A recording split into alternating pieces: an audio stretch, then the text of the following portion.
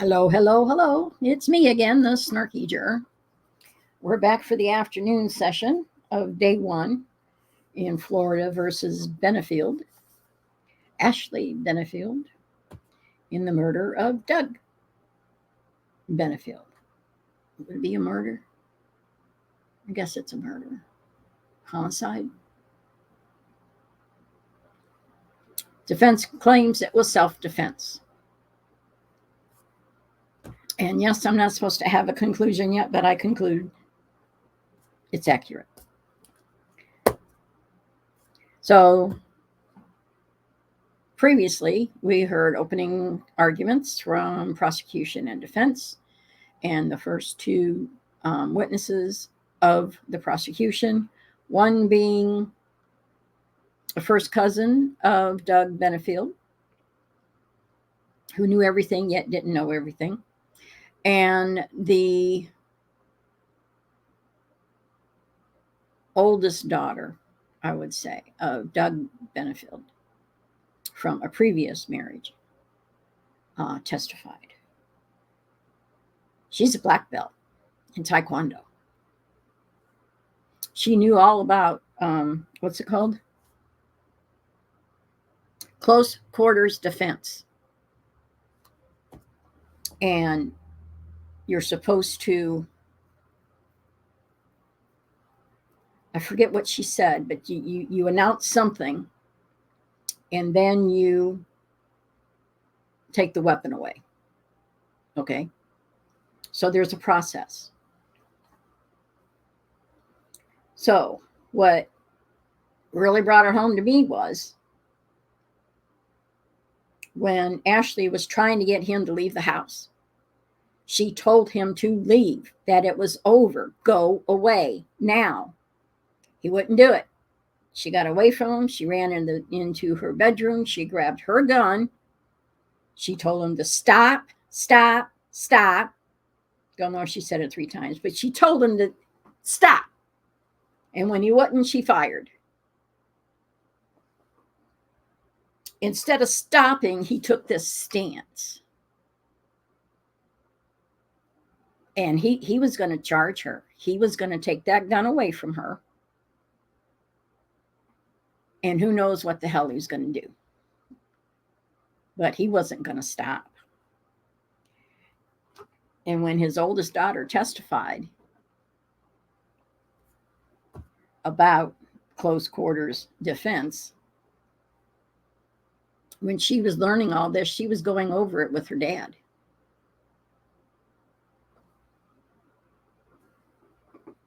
Her dad was in the Navy.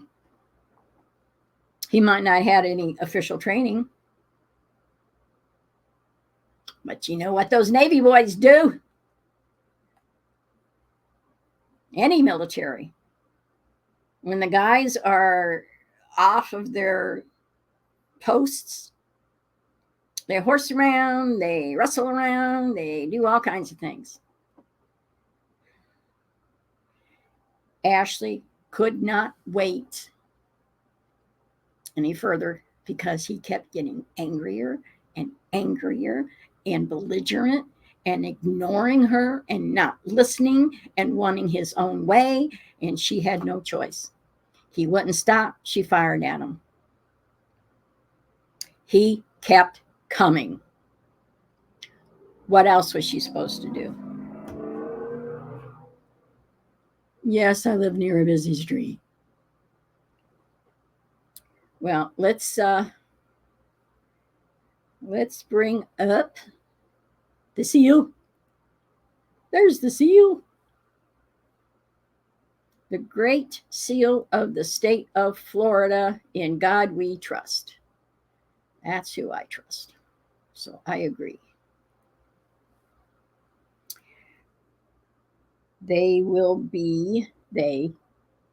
There's Ashley and her attorney. Neil Taylor, I think is his name. His last name is Taylor. Yes, Neil Taylor. We are still on the prosecution list, going through it.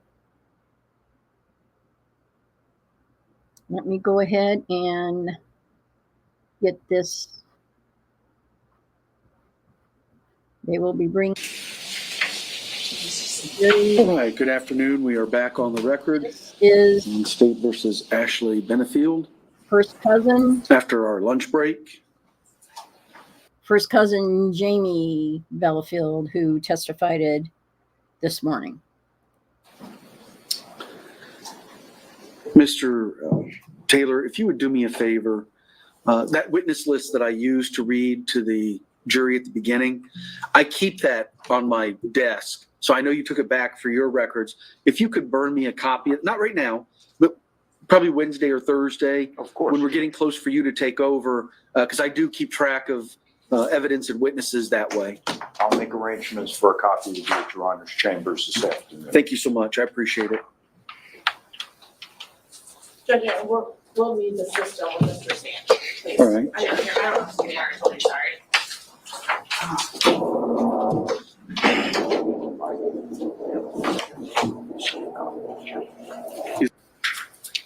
Oh, that was noisy. Ma'am, We got Yes, one ma'am. green coming these down. are, I don't know who wants me to give these to. Those are for Me. the jury. If you'll double check that there's 9 there, sir. Okay. And then this is one for you. Thank you. And we gave one to the court reporter. I have no idea. But he sits at the prosecution.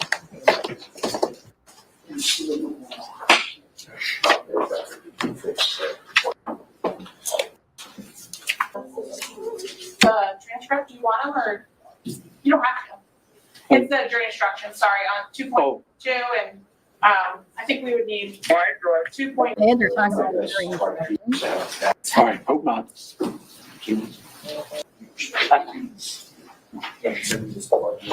Okay, thank you. Couldn't figure out why it wasn't one. She just came over. There we go. Let me just make sure the audio works. She just came over. Okay.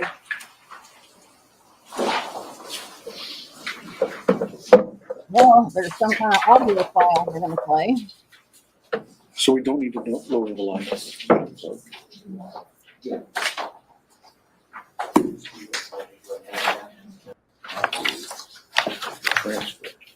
It's just audio. No, No, the jury. Oh, the jury. I apologize. It wasn't a good question. Yes. Mr. Ritz, for the 911 call by John Sant and That was the neighbor that she ran to. it looks like the redactions have been done mechanically with black boxes and black lines.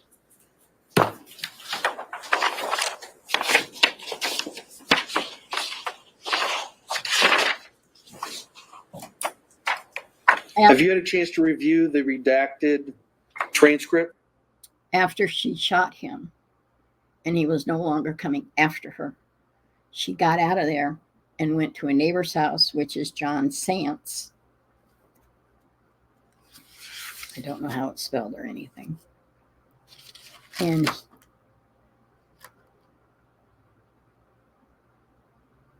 I think he's the one that called 911. So maybe he's the first witness in the afternoon. Be witness number 3 for the prosecution. We have it, Judge. We're in agreement. All right, so everybody's okay with it. Yes, sir. That's always nice to know. Oh.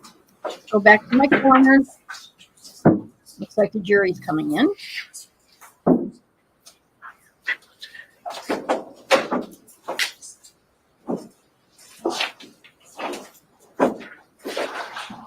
She doesn't look well. All right, you all can have a seat.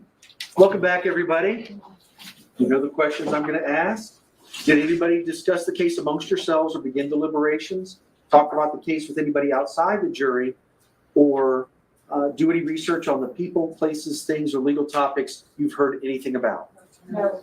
Everybody says no. Where we left off, the state was still in presenting its case. So state, call your next witness. State calls John Sant. Yep. Oh. Number 3 is John, and I don't know how to spell the last name.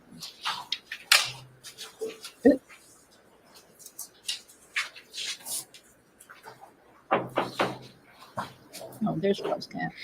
Closed captions is on, and speed is decent, and quality is decent as well.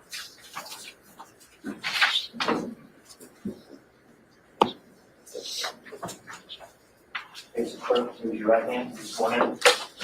Do you solemnly swear or affirm the testimony you're about to give to be the truth, the whole truth, and nothing but the truth? Oh, yeah, sure. Call me this.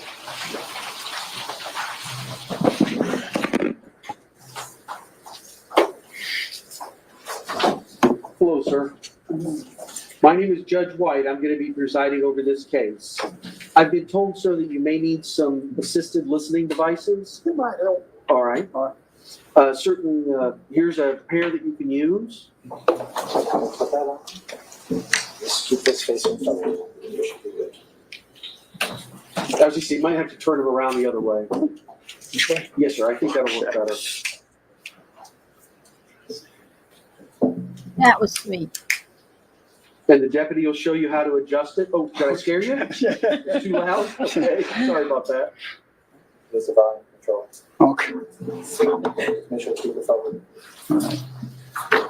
That's All right, sir, does that help? Yes, sir. All right. That's I fine. apologize about that. I didn't mean to. No, that's all right. So, Sir, my name is Judge White. I'm presiding over this case. Just make yourself comfortable in that seat. Get about 12 to 15 inches from that microphone. It does adjust up, down, left, or right as you need it. Just speak in a loud, clear voice right into that microphone, and we'll be able to hear everything. all right. Thank you, sir. Good afternoon. Hi, Please state your name. John William Sant Jr., How do you spell Sant? S-A-N-T, Where do you live? in 11327 White Rock Terrace in Bradenton. Okay. And did you live next door to Ashley Benefield and her mother, Alicia Byers? I did. Do you still live at that same address? I do.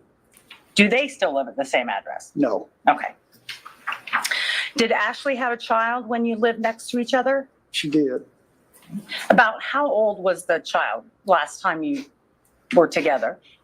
At the house, in the neighborhood, When they were living in the neighborhood? I'd say 18 months to 2 years. Okay. And do you remember a day when Ashley came to your house? Yes, Okay. Do you remember what day of the week that was? it was on a Sunday. And what time of day was it? Light out, dark out? It was still light, but it was probably early evening. It was between football games. Okay, so it was between the football games on a Sunday? Right. All right. Still light out? What do you remember about Ashley coming over? From the very beginning. Right. Well, I heard a very loud pounding on my door, and kind of startled me. But it was loud. And I went and I looked out through the little window, and there wasn't anyone there. So I thought, well, went to the back and looked out the back. I even looked out the side and didn't see anybody.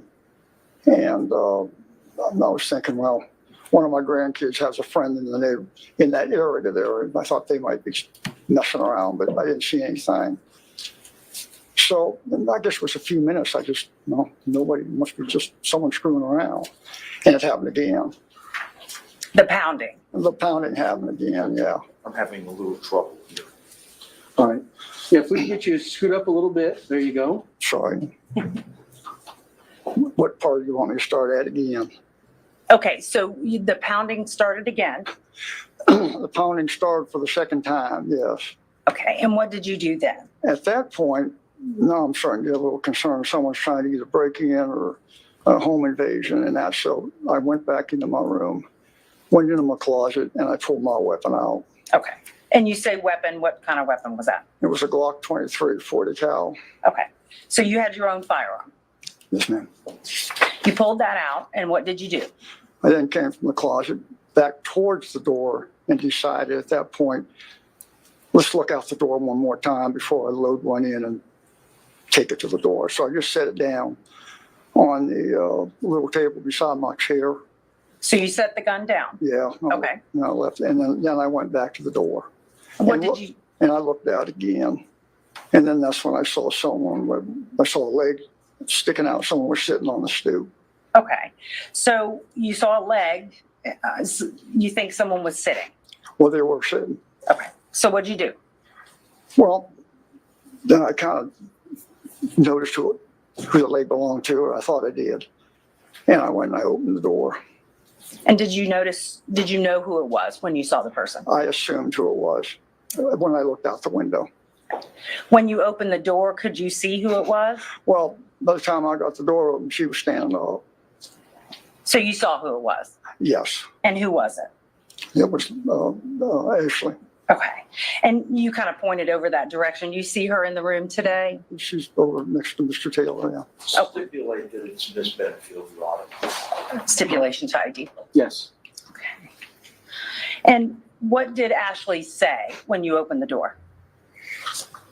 As soon as I opened the door, before I could say anything, she said, "He attacked me." And is that all she said? At that point, I said, "Who?" He said, "Doug. He attacked me, and I shot him." Okay. Is that all she said to you? That's all she said. Did she have a weapon with her? I didn't see it at that point. Did you see a weapon eventually? Eventually, Where was that weapon? it was laying down just to the right of my door where I couldn't see it, where I was standing at that point. And when did you see that weapon? Well, after she said, "And I shot him," I said, "Well, then you better come in." And I moved to the left to let her in, and that's when I noticed it lying there on the ground. Okay. And what was it? It was a handgun. What did you do with that handgun? Once I got her in the house, I told her, I said, "I can't leave that out there." No, I don't know whether she responded or not, but then I went out, reached down, picked it up by the trigger guard, brought it back in the house, and set it down inside the door. Okay. And when you say inside the door, was that on the floor or was there a table? It's on the floor. On the floor.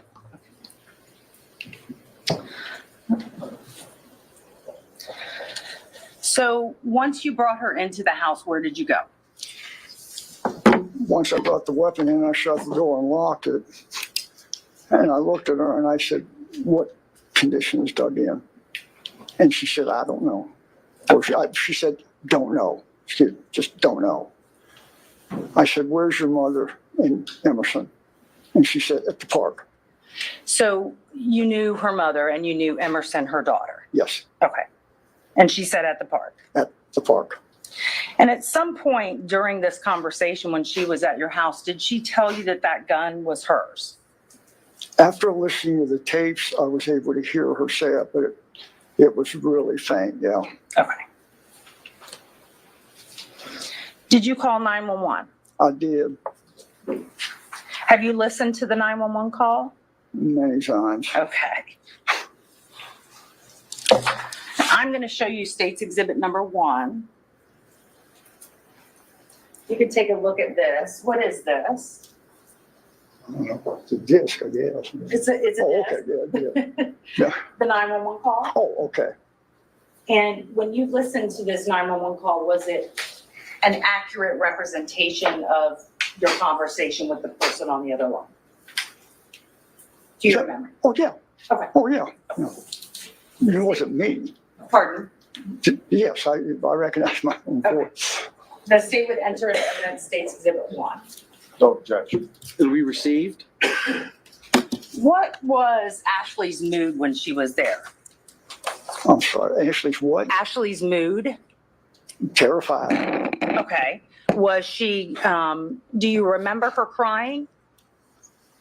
I didn't remember her crying until I was listening to those tapes, and then it sounded like she was crying, but she just couldn't get any words out after that last statement about where her mother and daughter were.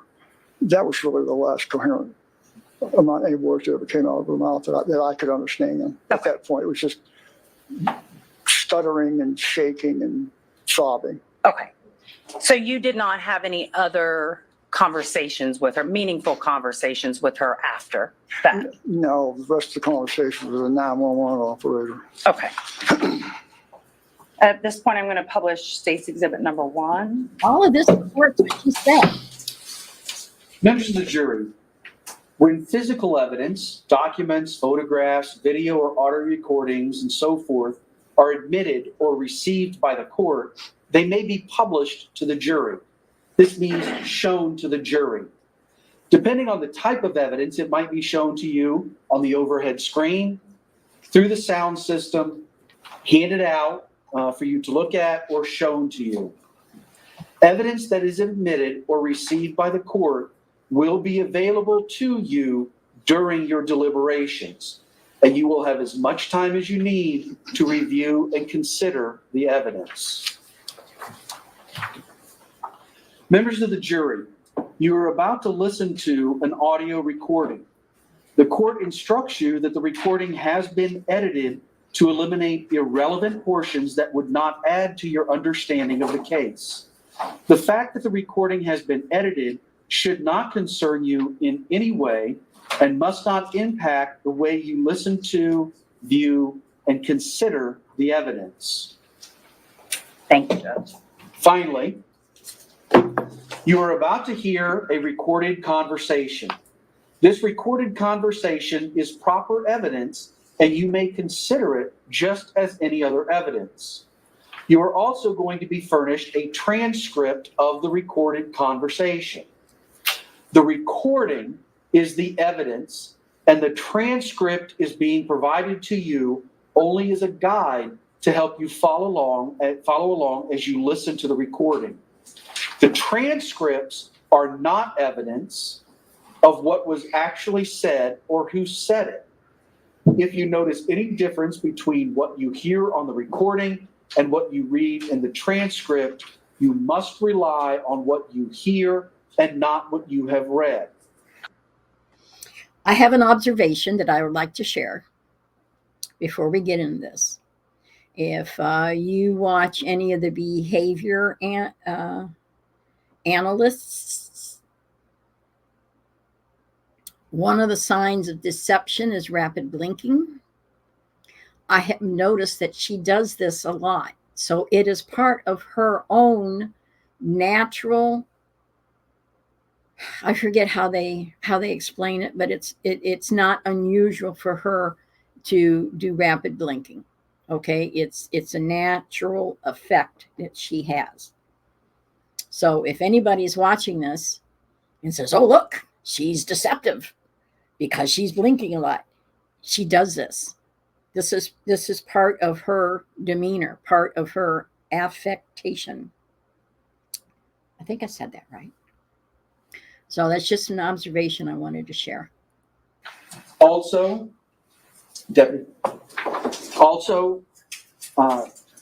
any notes that you want to make during the playing of the audio should be on your notepads. Once we have played this audio for you, the transcript, as I said, is not evidence.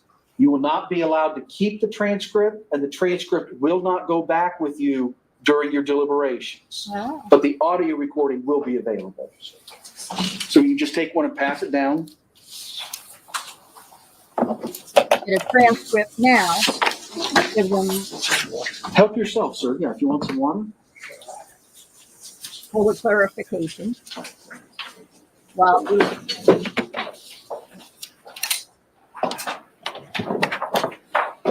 so they can write down notes that they feel is appropriate.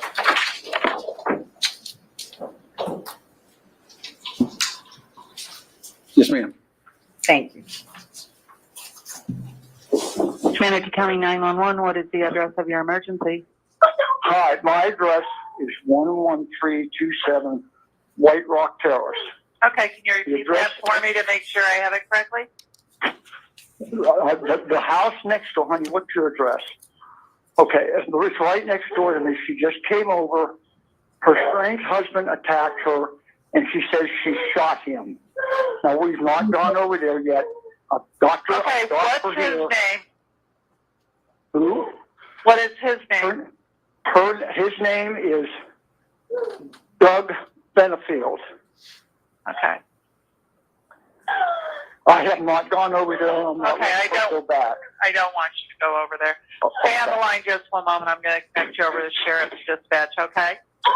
Okay. One moment. Can you hear Calm me, down, Brian? honey. Calm down. I can. What is your name, sir? My name's John Sant. KMT. I live next to Office dispatch on a recorded line. This is Gabby. How can I help you? Hey, Gabby, it's Karen. On the 11327, I have John Singer on the phone. He's saying the neighbor came over, female neighbor. It was a domestic. She shot her husband. Okay. All right, I'm going to get that on the screen, okay? Okay. What screen is this for? The 11327 White Rock Terrace. Okay. That's my address. That's your address? What's her address? Where does it occur at? Her address is right next to, I believe it's 11331. She's on the corner? Okay. She's, yes, ma'am, on the Okay. corner. She's with me now, quite upset. The weapon is here. Do you Yeah. want me to go over and look at anything, or just wait for the... No, I want you to just wait for the police, okay? All right, if you could just get them here quick. She came in, she was quite hysterical. I didn't know who was banging on my door. Said that he attacked her, and she shot him. Okay. I'm just getting that all on the screen, okay? Okay. I know, honey. Come on, calm down. I know. Go ahead, ma'am. Where is the gun? Is it with her, or is it just... I have it right here, ma'am. It's sitting on the floor inside the door. My door's locked, so in case he isn't, he can't get up. I'm also armed if he does come over and try to harm her, just so everybody knows. Okay. I'm kind of concerned with her mother and the little girl might get back there and find this whatever happened. Don't go out there, honey. Come on. I know. Come on, honey. Sit down. Sit down. I know. Yeah.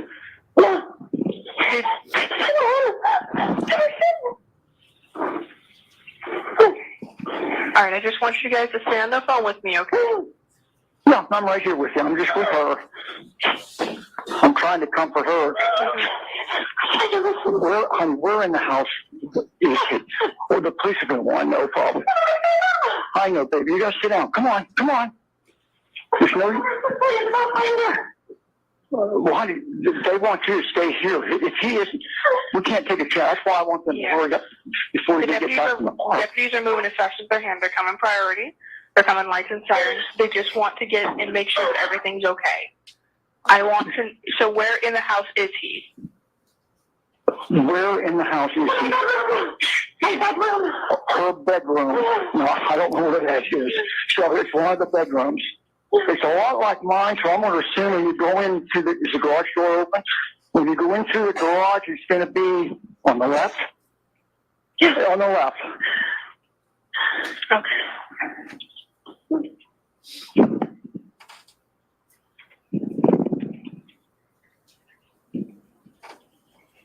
Okay. All right, I'm just getting that typed up, okay? What, ma'am? I'm just getting everything on the screen, okay? Okay. I should have deputy pulling up here soon. Do you see him? I know. I'm in the back now looking out. I know which way the park is in Central Park here. Okay. Wait a minute. Okay, the sheriff's here. Thank heavens. Yeah. Okay. Yeah. Do you The want... sheriff's car just pulled. Yeah, What do you want us to do? address. I'm going to stay on the line with you until a deputy gets with you, okay? Okay. Okay, the sheriff is here.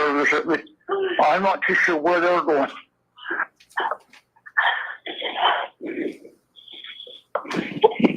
Applause. That's not applause. I'm just staying on the line with you. The deputies. I'm right here. I haven't left yet. Yeah. I just see it's a SUV sitting out there in front of my neighbor's house, right in front of my house.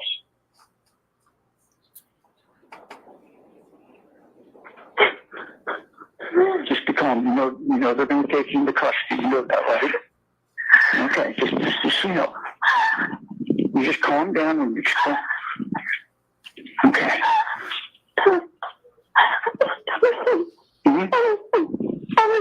I know.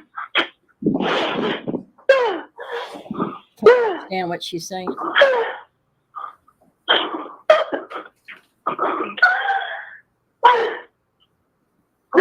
Okay. You just let me know when they come knock on your door, okay? Are they coming now, the police? They will. They're waiting for a little bit of Okay. additional units. They want to have everything. Yeah, okay, well, I'm glad that, oh, geez, we gotta get a hold of, don't go out. Until these police officer comes and look.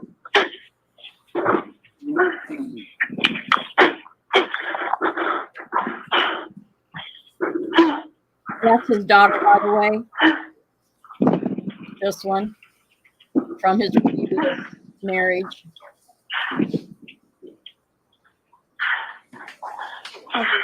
They're going to let me know what they want me to tell you, okay? They're just waiting to make sure that they have other people with them. They don't want anything to get out of hand without having proper backup, you know? Yeah, well, like I said, the weapon's here. I just want them to know that exactly where it's just sitting right inside the door. It's on the floor. And I did reach out when she ran in and picked it up off my front patio and brought it in. I wasn't going to leave it outside. Oh, what a mess. Here's another police officer.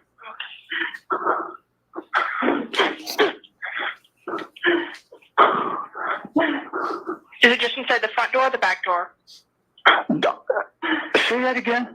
Is it just inside the front door or like the back door patio area? I'm by the front door. She came in the front. I'm sitting here staring at an officer right now. Okay. Looks like he's talking to one of the other cars. Neither one of them are moving. Yeah. I'll let you know when it's time, when to come out, okay? Okay. Hey, is that your weapon or his? Okay. Okay. That's fine. Let me get my... Okay, just calm down, huh? Okay. Now, the deputies want her to go outside with her hands up, nothing in them. Okay? You want her to go out? Yes. They want her to come out with not... Out of my house? Yes. Does he know she's in my house? Yes. Okay. All right. Okay. All right, so you're going to have to go out, okay? And they want you to stay inside. Now, Okay. let's put your hands where you can see them, okay? All right? Where's she at? Just start walking out front. They're outside. Oh, I don't see him anywhere. She sure this isn't her. Just start walking out. They're not going to do anything. They just want to make sure that everything's safe and that they're safe, okay? Can I take her out? She's really upset. No, they want you to stay inside. It says female You only. stay inside on your hand? I don't see it. Now, are they at the right house? We've told them multiple times which house to be at. Yeah, 11327. I'm right in front of that SUV that does not have its light. Hold up right there, honey. Where are they at? He's been There's a very police officer over on the, with the flashing. Okay, one of them sees her now. Yeah, just keep her walking out. Okay? Honey, do they see you? They're probably giving her instructions, okay? Okay. Now, I need a police officer to come and get this weapon. Yeah, they're going to come and get the weapon. They just wanted to make Okay, sure. here they come now. Oh, That's got to be horrible memories for both. All right, folks, just hand those transcripts back down to the deputy.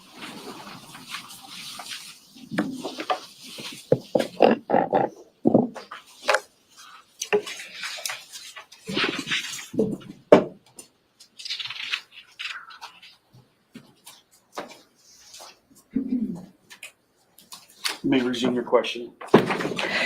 At any time during this interaction with Ashley, did she appear to have any injuries? no, Did you see any blood on her? no, Did she complain of any injuries? no. How about her clothing? Did you notice, was her clothing ripped or anything wrong with her clothing? Not that I know, no. I really hate that prosecutor. And eventually, did the police come to your house? And talk to me? Yes. Yes, they did. And did they recover that firearm that she had brought over that you left? They did it while I was outside, because when I went back in, it was gone. Okay. I assumed they took it. Okay. So maybe you didn't see them take it, but No. it was gone. No. Okay. Thank you. I have no further questions. The defense may have some questions for you. Okay. Cross.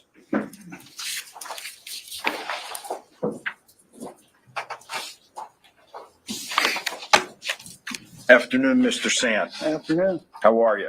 I'm doing well, thank you. Thank you for coming this afternoon. With court's permission, may I approach? Yes.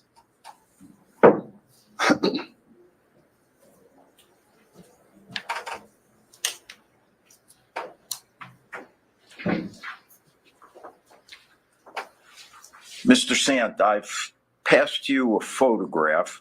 I'm going to mark it for identification as fence exhibit number 1, if I can.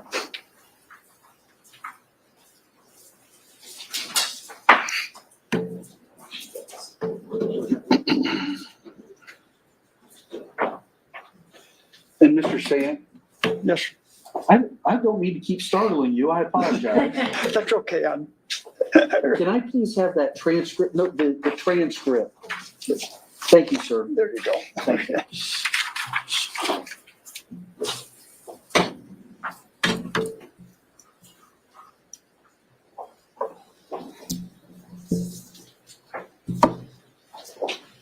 Mr. Sant, can you identify that?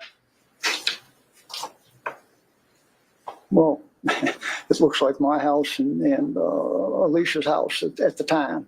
Yes, sir. And they lived in the house right next door to you, I believe you said. The one with the red dot on it. Yes. It was the corner house, Yes, correct? right, And it's got a red dot on it? right. All right. Is it an accurate representation of your house in comparison and in position to where Miss Benefield lived? Yeah, Would you do me the favor, may I, Your Honor? Yes. Would you put a check mark on the roof of your house? my house. Yes, All right. your house that's depicted in that picture. Okay, we're going to help the jury see how this took place.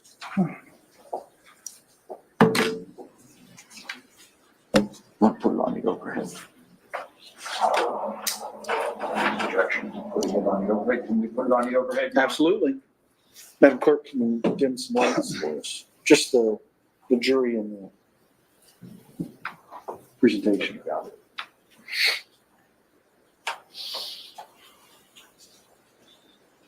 Is this just a demonstrative aid? Yes, sir. Okay, so, Mr. Sant, just if I may turn your attention, if you could. This one or the, Actually, I think maybe you'll be able to see it better on this one. The Probably. chair should swing around. oh, yeah, You see the one with the red dot on it? yes, That's Ashley's house, yes, and your house is immediately to the left, correct? yes. All right. Thank you. So, Don't move that mouse. I'd like to move that into evidence, Your Honor, as defense exhibit number 1 at this point. Okay. I just asked a minute ago if it was a demonstrative aid or if you were admitting it. Well, it was a demonstrative aid up until Mr. So Sant. admit things first if you want. Any objection? And Judge, I recognize it's the state's case, but I have no objection to this exhibit. All right, received. Mr. Sant, you've told us that on this terrible occasion, Ashley was terrified.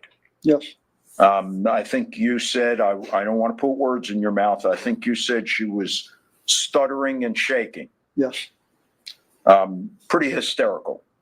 yeah, yes, All right, now, Mr. Sant, you're pretty familiar with firearms, are you? somewhat. I use them. I go to firing ranges now. I'm no expert, but I, Was there anything about that firearm on that day that you noticed that was unusual? first thing I noticed is when I saw it, there was a spent cartridge stuck between the slide and the entrance to the chamber. A spent cartridge, meaning a fired cartridge? I'm sorry, yes, it was empty. Okay, and it was stuck where? It was stuck between the slide, front end of the slide and the back end of the chamber entrance. The slide on the gun that Right. cocks it and loads another bullet into the chamber? Correct. So could we agree that the weapon was jammed? The weapon had been misfired or mishandled. It Okay. wasn't held far, and it didn't eject it far Yeah. enough.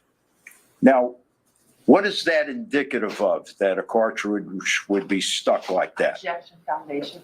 I'm going to sustain.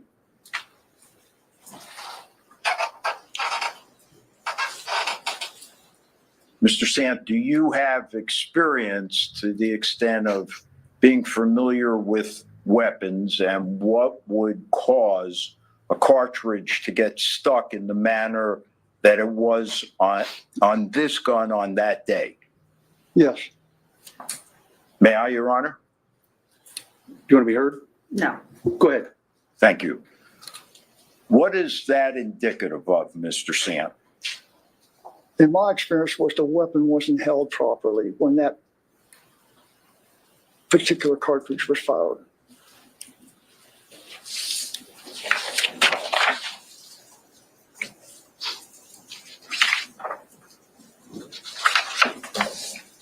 And when you say by held properly, meaning held too loosely? Yes. No further questions. Redirect. No. Can this witness be released? Yes. Yes. All right, Mr. Sand, Yes. you are released from your subpoena. You are free to go. Okay. No, you can't take one. They wouldn't work outside anyway. Oh, well, Thank you, sir. you're welcome. Okay. In other words, Can you was flip it on the punching lights? the gun? Do you need the presentation? Not with this next one, yes. And the state would call it Deputy Burrow. All right.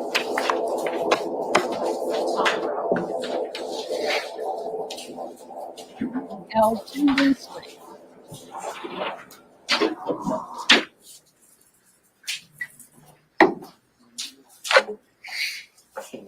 Number 4.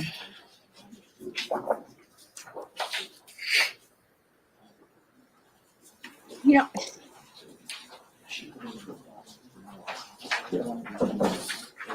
that witness just supported everything that he said. You saw this girl testimony about the truth, the whole truth, and nothing but the truth.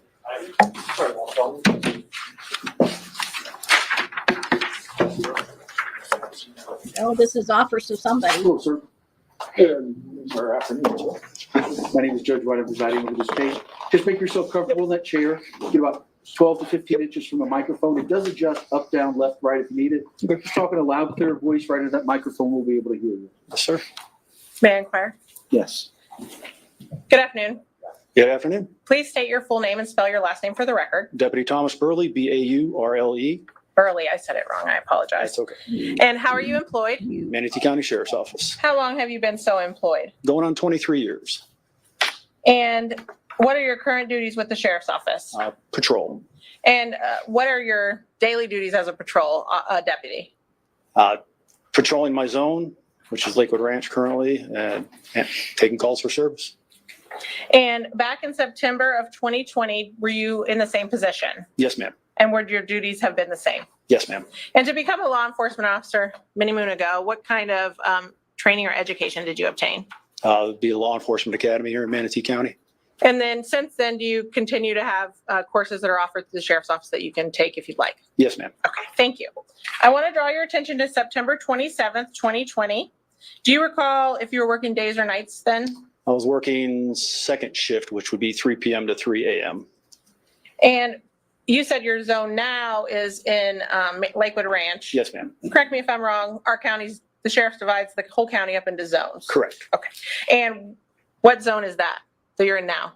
My zone is North 80, which is Lakewood Ranch, which covers from State Road 70 to University Parkway, from I-75 to Lorraine Road.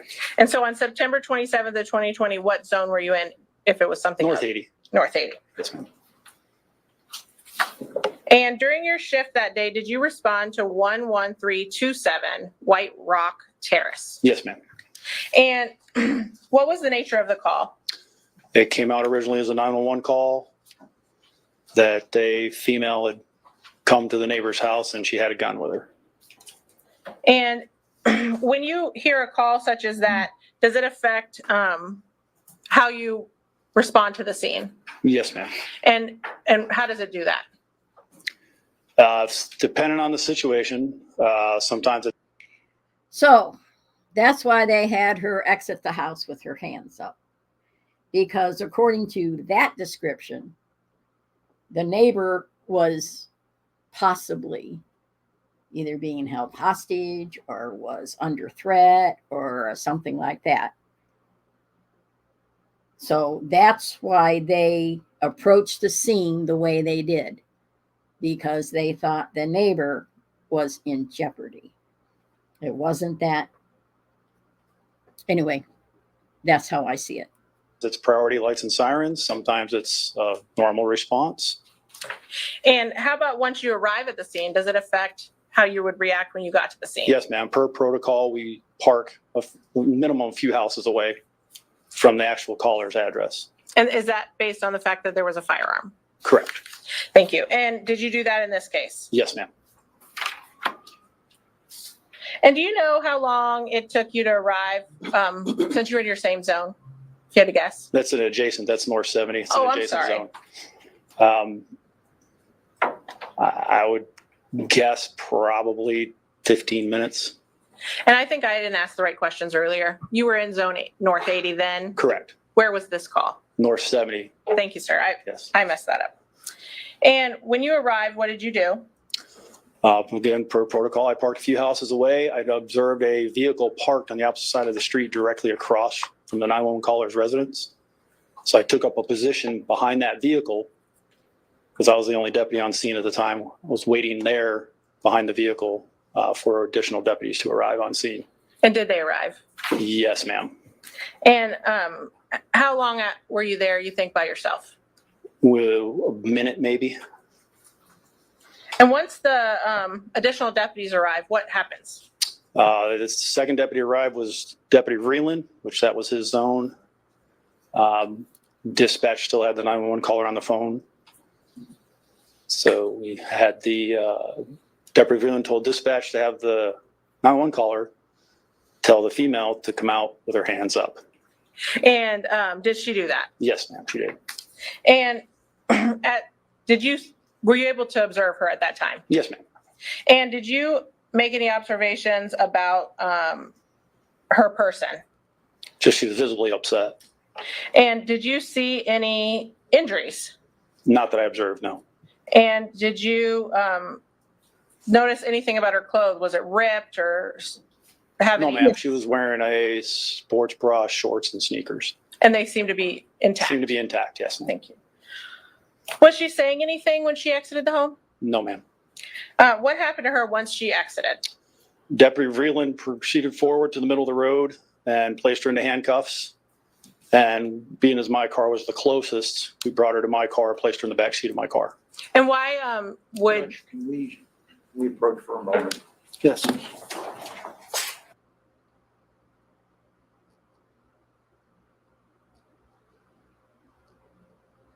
I didn't get his name. Let's fast forward.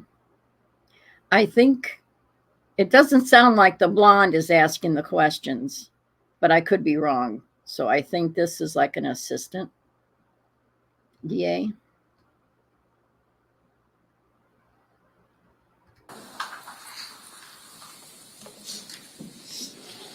And I think I was asking you why she was placed in cuffs and put in the police car. Due to the circumstances and officer safety. Thank you, sir. And at that time, actually, strike that. What was the next thing you did? Other deputies were arriving on scene. So I yelled to any deputies that were there were multiple, to watch Miss Benefield in the back of my car, while myself, Deputy Vreeland, and I believe it was Detective Jones, proceeded to the house to clear the residence. And would that have been that house next door to the 911 callers? Correct. Directly And- next door. Thank you. And did you enter that home? Yes, ma'am. And how did you enter the home? Through the front door. Did you notice anything outside the house? Yes, ma'am. There was a large moving van, I believe it was a U-Haul in the driveway, and the garage door was open. Looked like they were moving stuff. The big door Yes, was up. Okay. And when you went in through the front door, were you the first person or was Deputy Vreeland in front of you? Deputy Vreeland was first, I was second, and Detective Jones was third. And was the door locked, if you know? No. And what happened once you got inside? As we entered the house, I observed The first bedroom to the left, I observed just a pair of legs, basically just above the knee down. Deputy Vreeland immediately took that room to check it. Myself and Detective Jones proceeded through the rest of the house to clear the rest of the house. And what are you doing when you clear a house? Making sure there's nobody else in there that could be hurt or injured or any threats. And did you find anyone else in the home other than the set of legs you left with Deputy Vreeland? No, ma'am. And did you ever go back into that bedroom? No, ma'am. And did you remain in the residence? No, ma'am. Where did you go? Myself and Detective Jones immediately left the residence, and I went straight to my patrol car and proceeded to get inside my patrol car to sit with Miss Benefield. Your Honor, can I have just a second? Yes. He looks upset. Why? Oh, there's his name. At some point, did you ask, well, was EMS on scene when you were on scene? There was so much going on. I don't know if they had arrived while we were in clearing the house or they arrived right after. I'm not sure exactly when they arrived. Okay, but at some point they were there. Yes, ma'am. And did you ask them to check Miss Benefield to make sure Yes, she ma'am. was okay? And did she require any medical treatment? No. What was the next thing that you did? Sat in my car with Miss Benefield and waited till I was directed what to do. And were you eventually given some direction? Yes, I was advised to transport her down to the main sheriff's office in Bradenton for interviews with And that's the detectives. one by the mall? Yes, ma'am. And once you got there, how long is that ride? 20 to 30 minutes. Once you got there, what did you do? Once upon my arrival, escorted Miss Benefield up to the entrance where I believe was Detective Justin Warren was there, and I believe one of Miss Benefield's attorneys was there as well. And did you conduct any further investigation in this case? No, ma'am. Thank you, sir. I don't have any questions for the defense. Any more questions? Cross? Yes, sir.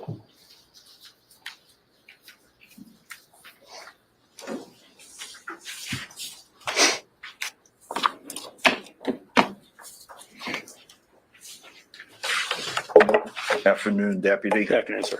A few questions. If you don't understand any of my questions, please just ask me to repeat them. Yes, sir. I think you told us Miss Benefield's condition emotionally on that day when you saw her was she was hysterical. Visibly upset. In distinguishing between visibly upset and hysterical, can we agree that you felt she may have been in shock? I honestly wouldn't know. I just observed her to be visibly upset and crying. I didn't see any hysteria or anything like that involved. Okay, you're basically like any deputy trained in basic first aid, no? Correct. Yes. Okay, so you would recognize shock if you saw it. Possibly. All right. Why not admit it?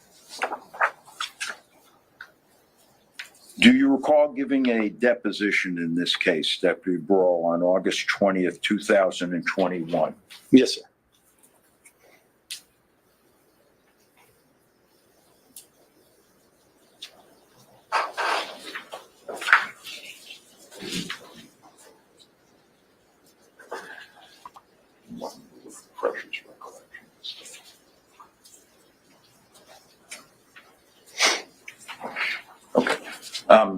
May I approach the witness? Yes.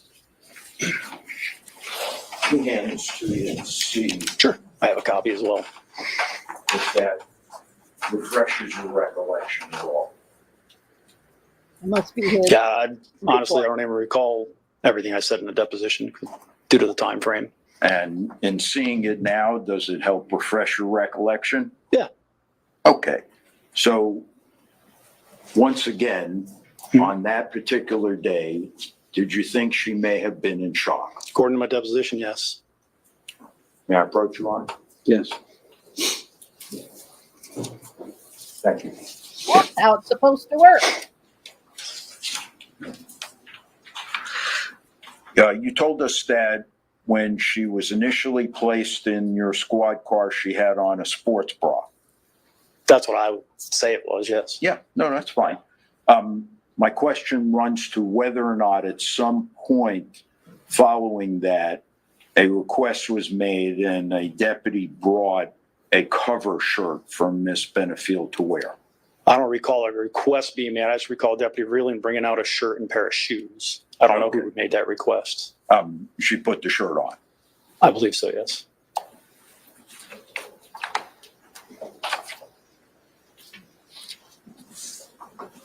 I want to ask you for a minute about report writing. Did you write a report that reflects your participation in this particular case? I did a supplemental report, yes, sir. Okay, that's pretty routine for deputies, is it not? Yes, sir. In fact, Deputy Burrell, would it be a fair statement to say that in Police Academy, they actually train you in report writing and how important it is? Yes, sir. Okay. And that would be because, can you even give us an estimation of how many calls you might respond to in a month? It'd be very hard. Okay. And by documenting significant things in your report, you don't have to rely on your memory 8 months, 2 years, 3 years down the road. Most of the time, yeah. As with any call, sometimes you remember things after the fact. Of course. So I want to ask you if you independently recall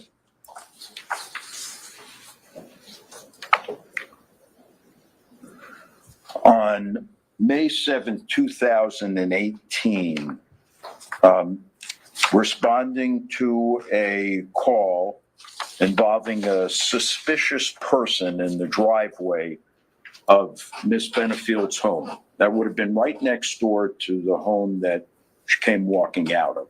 I have no recollection of that, sir. May I approach the witness, Your Honor?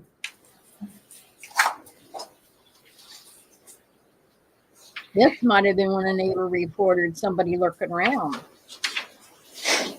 I'll bet ya. I'll bet ya. Let me pass this to you, Deputy Boyle, see if it refreshes your recollection. Feel free to peruse it. I didn't catch the date though.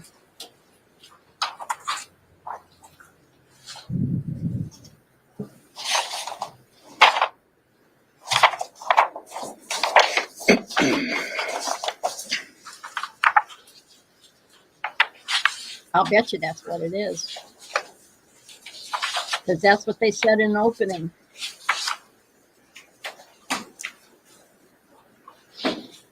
And that's who the neighbor I thought was. I don't recall this one, sir. Is that your name? It's got my name on it, Okay. but I don't recall it. You don't doubt that it's No, I don't doubt it's mine. report that was authored by You you? know, sometimes the system gets mixed up, our electronic report writing system. Yeah. Still happens today. Sometimes you'll go to write a report and somebody else's, another deputy's name inadvertently Sure. ends up as the primary on that. If you don't catch it, it stays that way. Yeah. At least as we sit here now, you don't have any reason to suspect that's the case, as opposed to it being an It's earlier. possible. Let me finish. Okay. As opposed to it being an earlier report that you compiled that you just don't have any memory of this far forward. It's possible. Okay. So with the court's permission, if that memorializes your perception of that call on that day, I want to ask you a couple of questions, if I may. Again, I don't recall this, so I don't think I can answer questions related to Yeah. I was just wondering how are they going to get around this if he doesn't recall it? How are they going to get this into evidence? This is tricky, I think.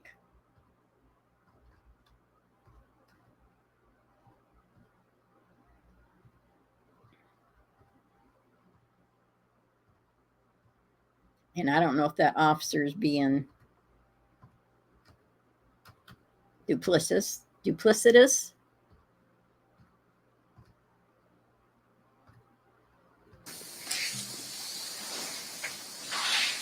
Let me check and make sure this is the right one.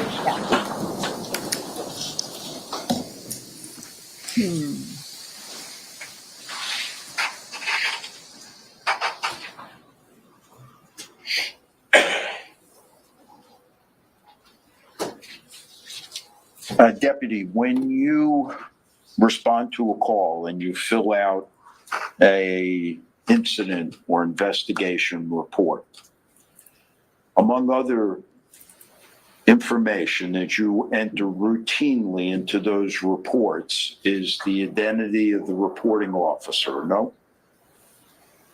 No. Again, as I previously stated, if you're one of the responding deputies, sometimes this is, that was an old system. We're on a new system, still does the same thing. Sometimes it can inadvertently put one of the other deputies on there as the primary. So if you don't catch it, the report goes through with that other deputy's name on it. So it's all electronic. Now, that's 2 times you've explained that. Mhm. So are you telling us that that is the standard practice, that dispatch makes a mistake? It's and not dispatch, sir. Don't catch it? It's not dispatch. It's It a would mistake. be the exception. Could we agree? It could possibly, it can happen, and it does Okay. happen, So yes. now, let me ask my question to you again. Okay. Among the other information that goes into an incident report, does it identify the deputy who is making the report? Usually, yes. All right. Does this identify the deputy that was making the report? It identifies me. Now, what I would like to ask you, Deputy Burl, is who the complainant was. That's another piece of information that's inserted in a report, is it not? Correct. Okay, and the nature of the complaint as well. Correct. Okay, so let me, Sustained, what was the objection, Your Honor? I'm sorry. lack of foundation. Does this report that you've seen include the information that we just discussed, the nature of the call and who the complainant was? Yes. All right. Now,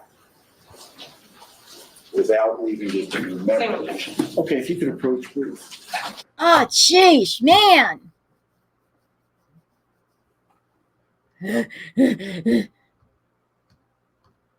Now I know why he looks hot under the collar.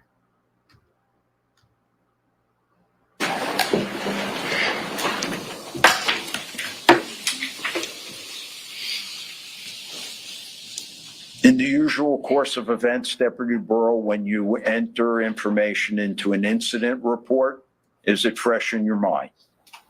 Say that again, sorry. In the usual course of events, when you fill out an incident report, is the information fresh in your mind? Usually, yes. Okay. And while it's fresh in your mind, you place it into the report as to such things as the date and the time and the location, the name of the complainant and the nature of the call. Correct. All right. Now, I think you've told us that sometimes mistakes are made in these reports and they're attributed to different deputies. Correct. I think you also told us that that's the exception rather than the rule. Correct. Do you have any reason to believe that this particular report is that exception or not? Do you have any information that leads Again, you? I don't recall that particular call that you're speaking of with that paper, but it's most likely was me. Okay. Now, may I proceed, Your Honor? It's a single objection. Oh, at this point. Thank you. Would you tell us, Deputy Burrell, who the complainant was for that call?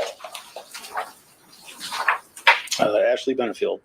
Would you tell us what the date of the complaint was? May 7th, 2018. And will you tell us what the nature of the call was? According to the narrative here, Don't read the narrative. Just Um, tell us the nature of the I call. have to read through the narrative to be able to tell you because I don't recall this. You got to take that up with Judge White. What's been allowed is not detailed, just a Correct, yeah. very general description. Yes, sir. I understand.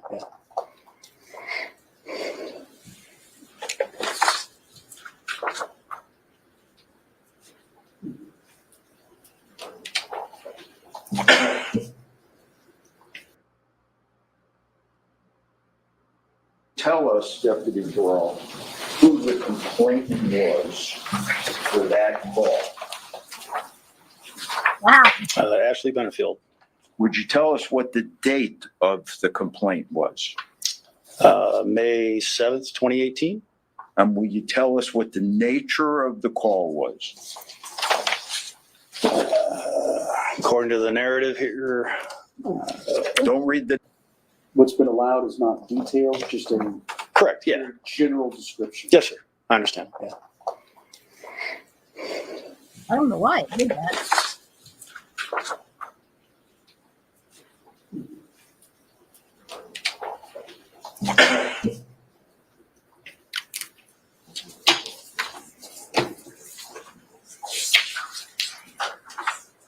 So what was the nature? okay, and the nature of the call? Person in their driveway suspected to be Douglas Benefield. And that was at what address? That would be 11331 White Rock Terrace. And what was the time of the call? 2154 hours. So that would be 9:54 p.m. Nighttime. Yes, sir. My God. All right, Your Honor, I have another report, but we have an objection. Of course you do, because this doesn't look good for you. It supports what the defense has been saying. That was I think that was the daughter that just left. Let's go back and see. Yeah. This can't be easy for her.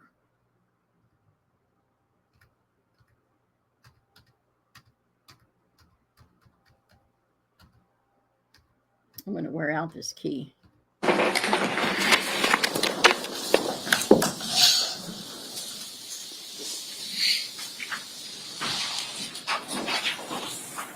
So Deputy Burrell, I have one other question for you about one of your calls. Apparently you cover a lot of ground. Yes, sir. I want to ask you if you recall, and now this is going back to 2019, specifically December 8th, 2019, you obviously worked the night shift at 2055.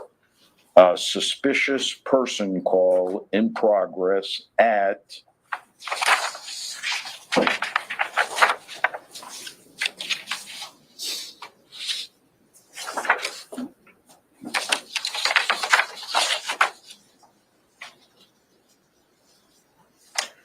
(11332) White Rock Terrace in Bradenton. Do you recall that? No, sir. Thanks very much, Deputy. That's one. Redirect. Yes, Judge.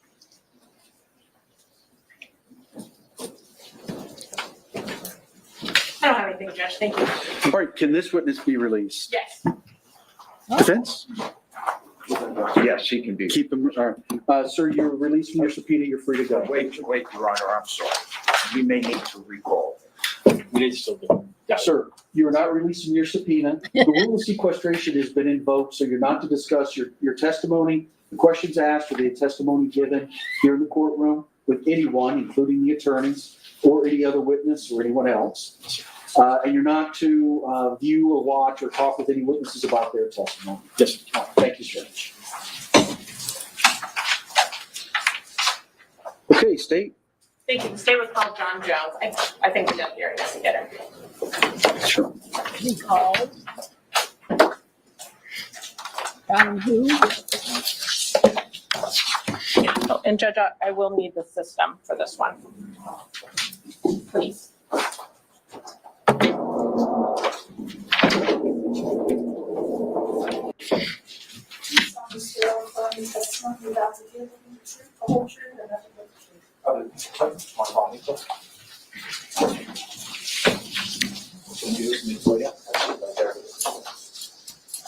Hello, sir. Hello, sir. How are you? Good. My name is Judge Ryder, presiding over the case. Just make yourself comfortable in that chair. Get about 12 to 15 inches from the microphone and adjust up, down, left, right, however you need it. If you just speak in a loud, clear voice, we'll be able to hear everything. If we hear you breathing, you know you're too close. Yes, sir. May I inquire? Yes, ma'am. Good afternoon. Good afternoon. Please state your full name and spell your last name for the record. John Jones, Jones. And how are you employed? I'm a detective with Manatee County Sheriff's Office And how long have you been so employed? since September of 2014. Oh, this is the other. And what are your current duties at the sheriff's office? I am a property detective currently. He's the one who found, when they entered the house, he's the one that went into where they saw the legs in the doorway, while the other two made sure the rest of the house was clear. And does that mean you investigate property crimes? Yes, Okay. And back in September of 2020, were you in that same unit or a different unit? a different unit, And what was that unit? the Violent Crimes Task Force. And what are your primary duties as a member of the Violent Crimes Task Force? Investigate violent or aggravated circumstance, respond to same. And when you, what kind of education did you obtain to become a law enforcement officer? Went through the basic law enforcement academy in Valencia and Orlando. And since then, have you continued to take classes through the sheriff's office? Yes, And do you take some on providing first responder aid as a first responder? yes. Thank you. I want to draw your attention to September 27th, 2020. As a member of VCTF at the time, did you work a specific shift? I worked 3 p.m. to 3 a.m. And was that the correct, or is that the shift you were working at that time? Yes, it is. Sorry, I got distracted. And did you does VCTF have a zone, or are they in the whole county? They're countywide task force. And during your shift on the 27th of September 2020, did you respond to a call on White Rock Terrace? Yes, I did. And is that here in Manatee County? It is. And how did you find out about this call? It was dispatched over the radio. And what was the nature of the call? Shooting with injuries, I do believe. And does the nature of the call affect how you respond? It does. And how did you respond to this call? Lights and sirens activated. And is that because of the fact that there was a shooting? Yes. Do you remember how long it took you to get over to White Rock Terrace? Not very long. Where you were close in the area? I was at State Road 64 in Lakewood Ranch Boulevard when it came out.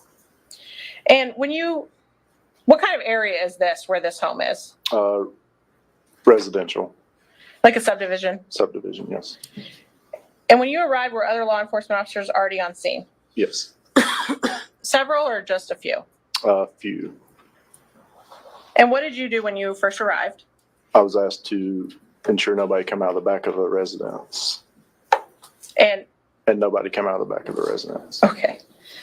And after that, what did you do? I went to the front of the residence to clear the house to ensure there was no person inside the house. And was that the same house, or was the back of the residence the neighboring house? Back of the residence was the neighboring house. So you started at the back of the house next door to the one where you eventually entered? Yes. Okay. And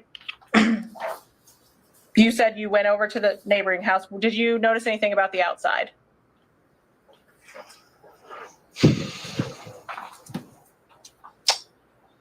Can't recall. That's fine. And do you recall how you entered that house? Yes, through the front door of Thank the you. residence. I think And what was the purpose for going in there?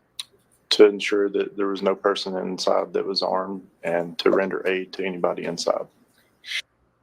she was trying to get him to say there was a U-Haul truck, but he doesn't recall that at the moment. And did you find anyone inside the home? I did. And who was it? Or was it a man or a woman? It was a man. And where was he? He was in a bedroom. And was he standing up or? No, he was lying down. And can you kind of describe what you observed in that bedroom? Yes, I observed the male laying down on the floor, sort of in the middle of the floor. He had a gunshot wound to his right about here, and then another one down by his leg. There was blood under his right leg.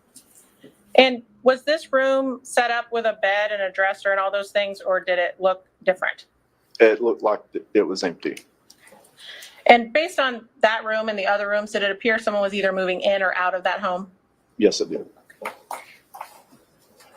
And what were you've told us you observed what you believe to be gunshot wounds. Did you make any other observations of him? Yes, he was wearing gray shorts and a gray shirt, or a dark colored shirt. Your Honor, may I approach? Yes. Detective, I'm going to show you what's been pre-marked as states 2 and 3. You take a look and tell me if you recognize those items. Yes. I'm just going to leave it for 1 second. Other than, how do you recognize them? This is the shirt that the defendant or a victim was wearing. And that's states 2, and as to states 3. These are the shorts the victim was wearing. And other than having been repackaged for trial, do they appear to be in the same or substantially the same condition when you saw them? Yes. Your Honor, at this time, the state would ask to enter and publish states 2 and 3. No objection. Received. And check it, I'm just gonna hold this up. This is states 2. This is the shirt the victim you found was wearing. Yes. And it appears to have been cut. Do you know how that happened?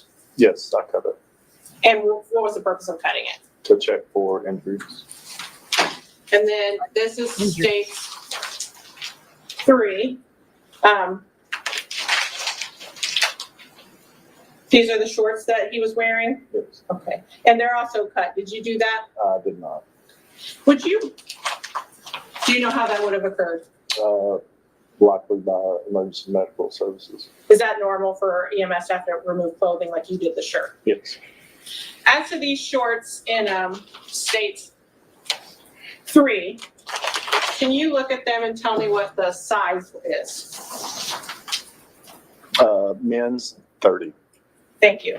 And as to the shirt in states 2, can you look at that and tell me what the size is? My glasses. Hold on a minute. Yeah, get where they're going? He was a small man. He couldn't do anything to hurt her. Ignore the muscles, ignore their training, ignore his attitude. He was just a little guy. Size small. Thank you, sir.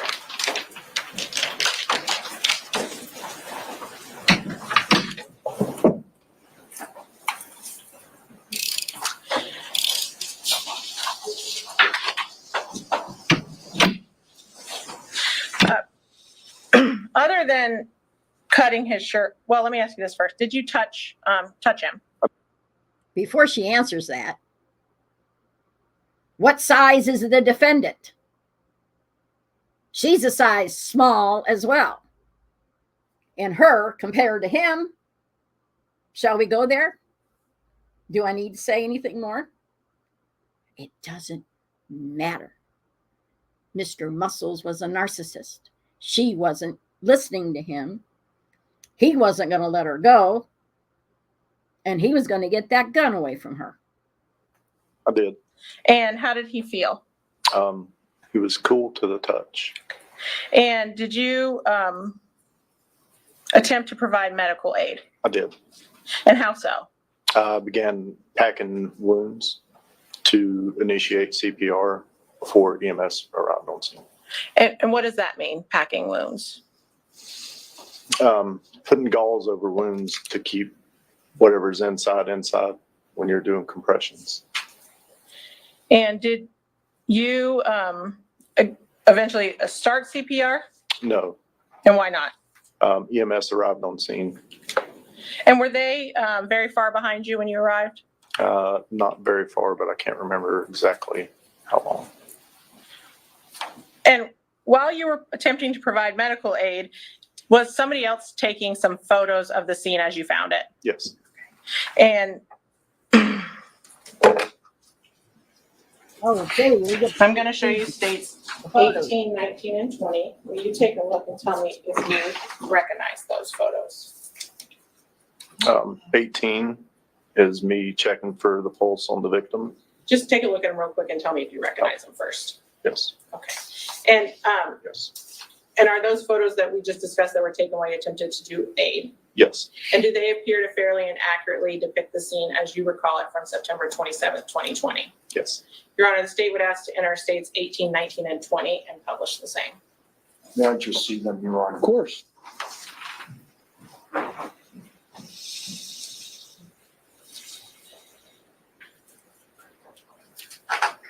No objection. States 18, 19, and 20 will be received.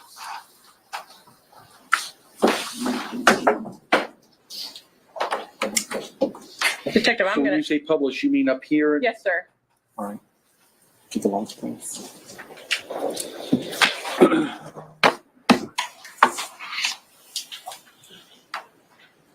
Detective, I'm going to show you right. Let me give you this in case you need it. It's a pointer. That's like a red button in case you need it with a dot. I'm going to show you states 18 and ask you to describe what is depicted in 18.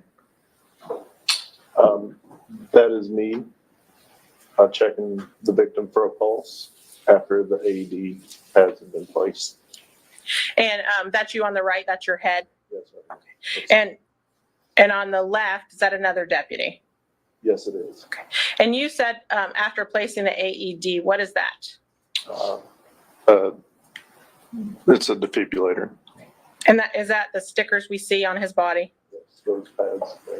Thank you. And I'm going to show you states 19. States 19. Yes. Is this the victim as you found him? Yes, it is.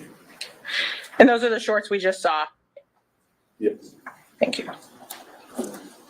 And then states 20. Yes. Is this the position you found when you found him? Is this the same position he was in? Yes. Okay. And in the right top right of this picture, there appears to be something tan. Do you know what that is? It appears that it's a mattress stood up against the wall. Thank you. Thank you, Detective. Did you make any other observations of evidence in that bedroom? Yes. And what was that? There were 4 spent shell casings and 1 projectile in the room. And a projectile, is that what I might call a bullet? Yes. Okay. And did you see anything, did you do anything else in the house after EMS took over aid? No, we exited the residence and it was secured pending a search warrant. And did you conduct any other investigation in this case? No, I did not. Judge, can I have just a moment? Of course. This is the brown-haired girl. I don't have any other questions. Thank you, Detective. Don't know her name. Cross? Couple brief questions. Deputy Jones, afternoon. Afternoon, sir. You were not, or you were the first deputy that made contact with Mr. Benefield. I was one of the first. I couldn't tell you I was the first, but I was one of the first in the house, yes. Were any other deputies in contact with Mr. Benefield prior to yourself? Not to my knowledge, no. All right. Had Mr. Benefield been moved at any time? Not to my knowledge, no. Did you ever witness anyone moving him? Yes. Other deputies EMS. and the EMS? EMS, Just EMS. just EMS? Yes, sir. No other deputies? Not to my knowledge, no. And EMS, correct me if I'm wrong, did they drag him out of the room? I believe so, yes. That's all. Thank you. Redirect. I don't have anything, Judge. Can this witness be released? State? Yes. Defense? Yes. Sir, you're released from your subpoena. You're free to go. Thanks, sir. Thank you.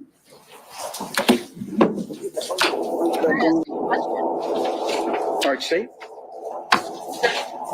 I should have asked this already. Can we publish those? I don't know. Just publish them to the jury while we're calling the next witness. What, 18, 19, and 20? Sure, 2 and 3. Yes. Thank you. Sorry, I should have asked this.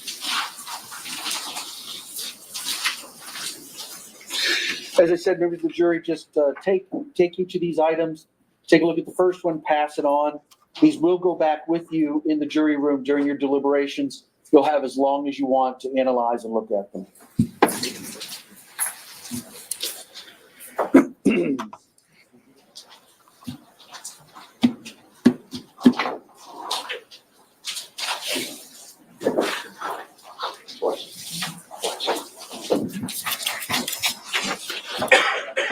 Seems kind of redundant to me. What do I know?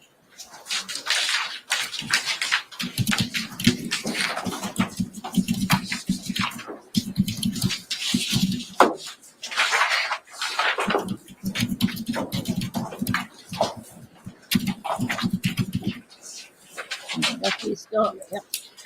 We got another one. Another witness. This could be number 6 coming up. Announce your next witness, please. The state would call Detective Tyler Ackerman.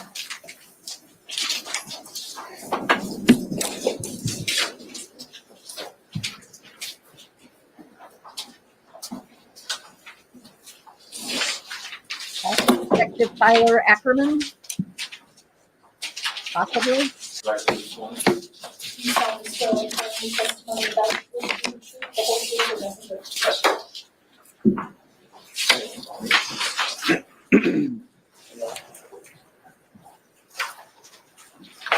Cool, sir. Sir. As the deputy said, just make yourself comfortable in that chair. Get about 12 to 15 inches from that microphone. It does adjust up, down, left, right as you need it. He needs a So new just, jacket. yeah, there you go. And just talk in a loud, clear voice right into the microphone. Yes, sir. Good afternoon. Good afternoon. Please state your full name and spell your last name for the record. Tyler James Ackerman, Ackerman. And by whom are you employed? I work for the Manatee County Sheriff's Office. And how long have you worked for the sheriff's office? Just about 9.5 years. And what are your current duties with the sheriff's office? Currently, I'm a violent crimes task force detective. And were those the same duties you had in September of 2020? Yes, ma'am. And what are your daily activities as a violent crimes task force detective? What area? What do you do at your? Oh, okay. So we'll go out to assist patrol with calls for service pertaining to shootings, stabbings, robberies, stuff of that nature. And then we'll also assist other detectives with investigations. Thank you. And what kind of training did you obtain to become a law enforcement officer? Prior to becoming a law enforcement officer, I went to Police Academy, which was a full term for 6 months. And then after that, there's additional training that we received at the agency to include in-service training, about a 3-month program that'll get us ready for the road, and then a 3.5-month program on the road to be able to pass to become a solo deputy. And does that training in the academy and going forward involve firearms? Yes, ma'am. And what did you do before you were a law enforcement officer? Prior to law enforcement, before I went back to school to become a police officer, I was in the United States Army. And when you were in the Army, Sorry, I didn't hear. I was in the United States Army, sir. Thank you. and when you were in the Army, did you also receive firearms training? Yes. And when you were in the Army, were you in a position where you carried a gun regularly? Yes, I was an infantryman. It was my job. And as a law enforcement officer, do you, and a member of VCTF, do you carry a gun every day? Yes, ma'am. And do you, are you required to go out to the range and make sure you know how guns operate? Correct. We're required annually to pass a test, but then we're also given the opportunity to go out to the range to practice and do more, because it takes more than shooting once a year to be proficient. And do you do that? Yes, ma'am. And I want to ask you a little bit about September 27th, 2020. As a member of VCTF, were you working a specific shift? Yes, ma'am. We work 3 p.m. to 3 a.m. That's our standard shift, unless something else that's happening in the county dictates that we change it. And do you work in a specific area? We have the entire county as our jurisdiction. And during your shift that night, did you respond to White Rock Terrace? Yes, ma'am. And how were you informed of this call? I believe it was through the radio. There was a shooting that was dispatched, and I couldn't tell you exactly how many of the members of my team, but we were together on a meal break.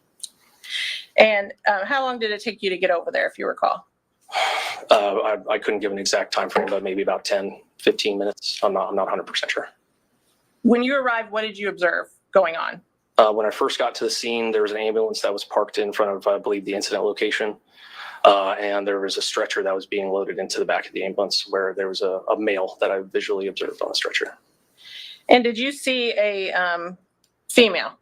Yes, there was a female that was being placed in the back of a marked patrol car, I believe. But I saw her for seconds, and then she was placed inside the vehicle. And were there a lot of law enforcement on scene? Yes. And what, if anything, were you tasked with doing? Initially, when we get to a scene, we wait to see what needs to continue to be investigated or what people need help with. And there was information that said that the defendant went to the neighbor's house after the incident that took place. So myself, Detective Din, and I believe somebody from patrol went to that residence to make contact with the neighbor. And what was your purpose of making contact? To come have an interview completed with the neighbor to see what he knew happened. And that home, and I apologize if you just said it, is directly next door. Correct. If you're looking at the front of the incident location, it's the first house immediately to the left.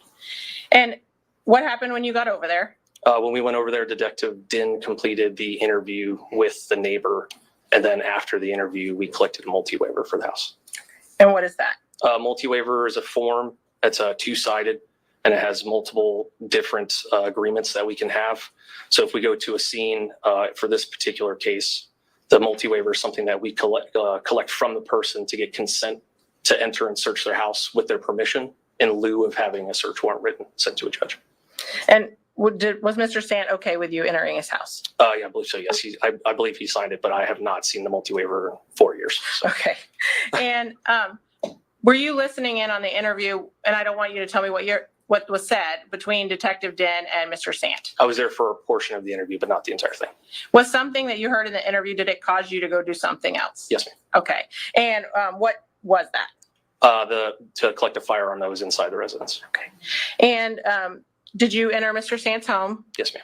And did you locate the firearm? Yes. And where was it? If you were looking at the front door, as soon as the front door opens, immediately to your left on the ground was the firearm, and it was just below a window that was next to the door. Must pause here. Doggy has asked me 3 times now. So, need to take a quick break to take care of Doggy. And we shouldn't be too long after that. Okay? So, we'll be right back.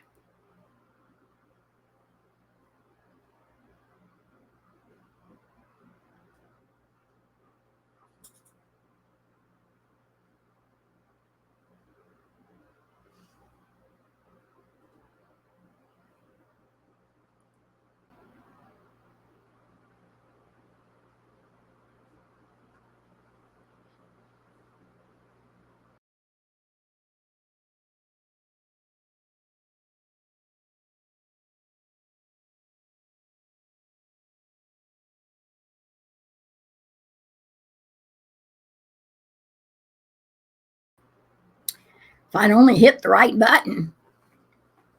Okay. We are back. So let me get this going again. And what, if any, observations did you make about the firearm? Initially, the first observation was that there was a magazine inside the firearm. Appeared to be a semi-automatic black pistol. And the slide, which is the portion of the top of the pistol that retracts to unload a round after it's fired and then load a new round, was partially to it wasn't completely seated in the forward position. There's a very small amount of it that was to the back. And did you examine the gun on scene to determine why it was like that? Yes. And what did you see? When I saw that, the firearm, you could see a little bit of ammunition or a round of ammunition inside the chamber. But then after that, that was the only observation I could see with it on the ground. And did it appear, and was that a live round? When I cleared the ammunition that was inside the chamber was an unfired live round that was still able to be fired or appeared to be able to be fired.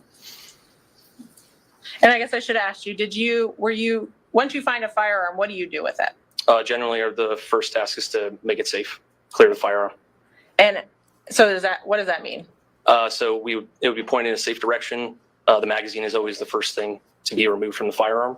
So if you pull the slide to the rear and the magazine is still inside the firearm, one round will eject, but it will subsequently load another round into the chamber, which would make it still a live weapon. And so did you remove the magazine? Yeah, the magazine was removed first, and then after that, the slide was locked to the rear to prevent the slide from going forward.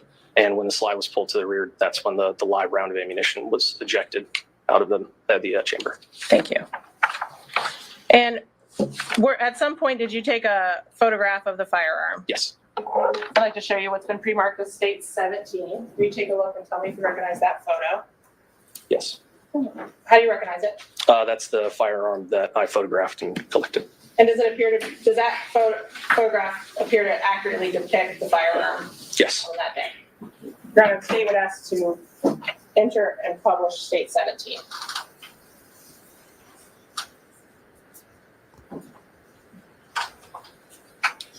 Mr. Taylor, is there any objection to the admission of state 17? No, sir. Received. And Your Honor, once I'm done, can I just have it passed? Okay. Thank you. Once you made the firearm safe, what'd you do with it? After that, it was placed in a new property bag. And then did you take it to property and evidence yourself? No, ma'am. And what'd you do with it? I waited with the firearm until CST, I believe it was CST Conlon, arrived to the neighbor's house and took custody of the firearm. And a CST, what is that? Crime scene technician, ma'am. And were you asked to conduct any further investigation in this case? No. Anything else from that? I don't have any other questions. Thank you, Detective. Thank you. All right, if we could go ahead and publish state 17. Mr. Taylor, hold on one second. They're publishing state 17. Thank you. Which means the jury gets to look at it, I guess. But this is what defense was trying to enter with one of the witnesses, but they kept being objected to all the time. Don't know why.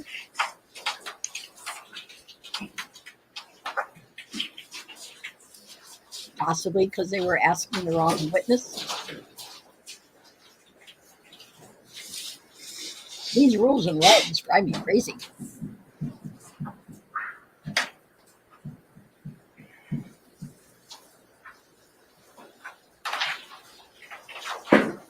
May I see a copy of it? Of course. You can see the actual exhibit. Should have been shown to him to begin with. All right, cross-exam.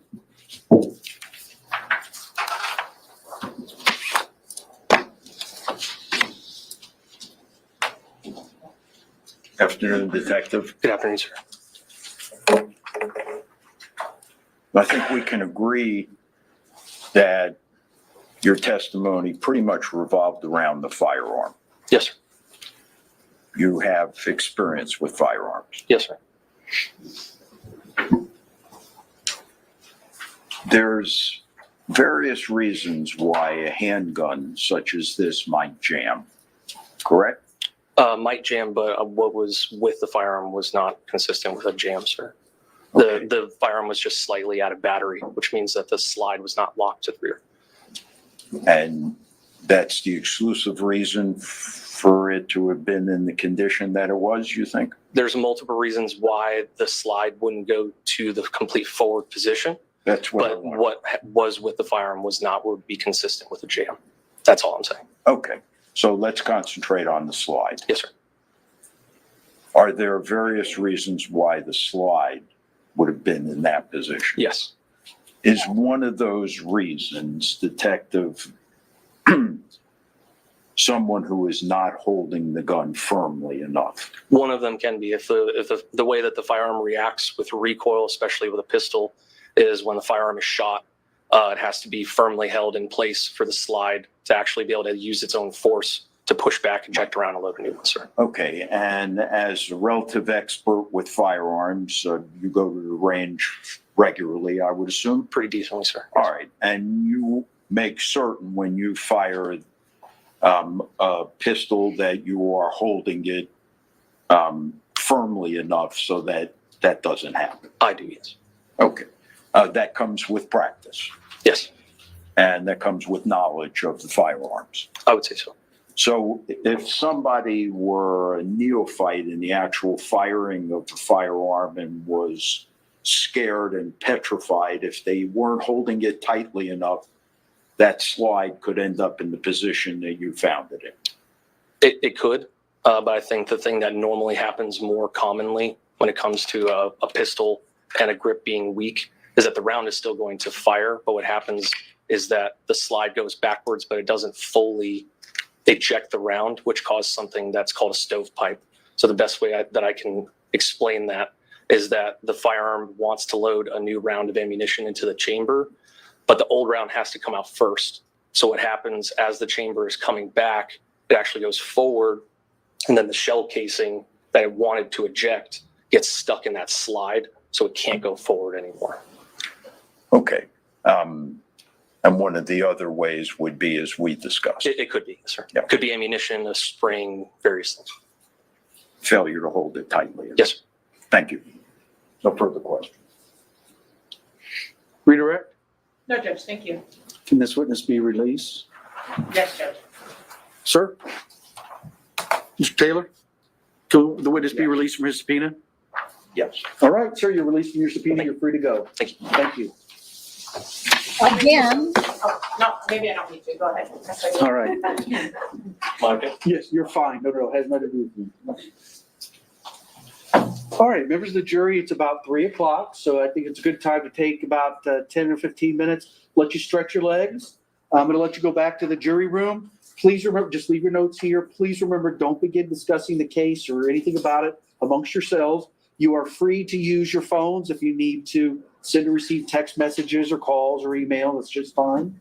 But don't communicate with anyone outside the jury about the case. And please don't do any research on the people, places, things, or legal topics we've heard anything about. And we'll call you back out in just a few minutes after we get a break. mighty generous of you. It's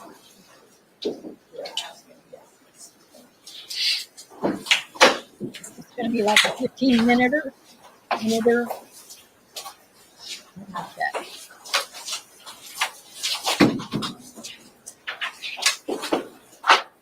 All right. The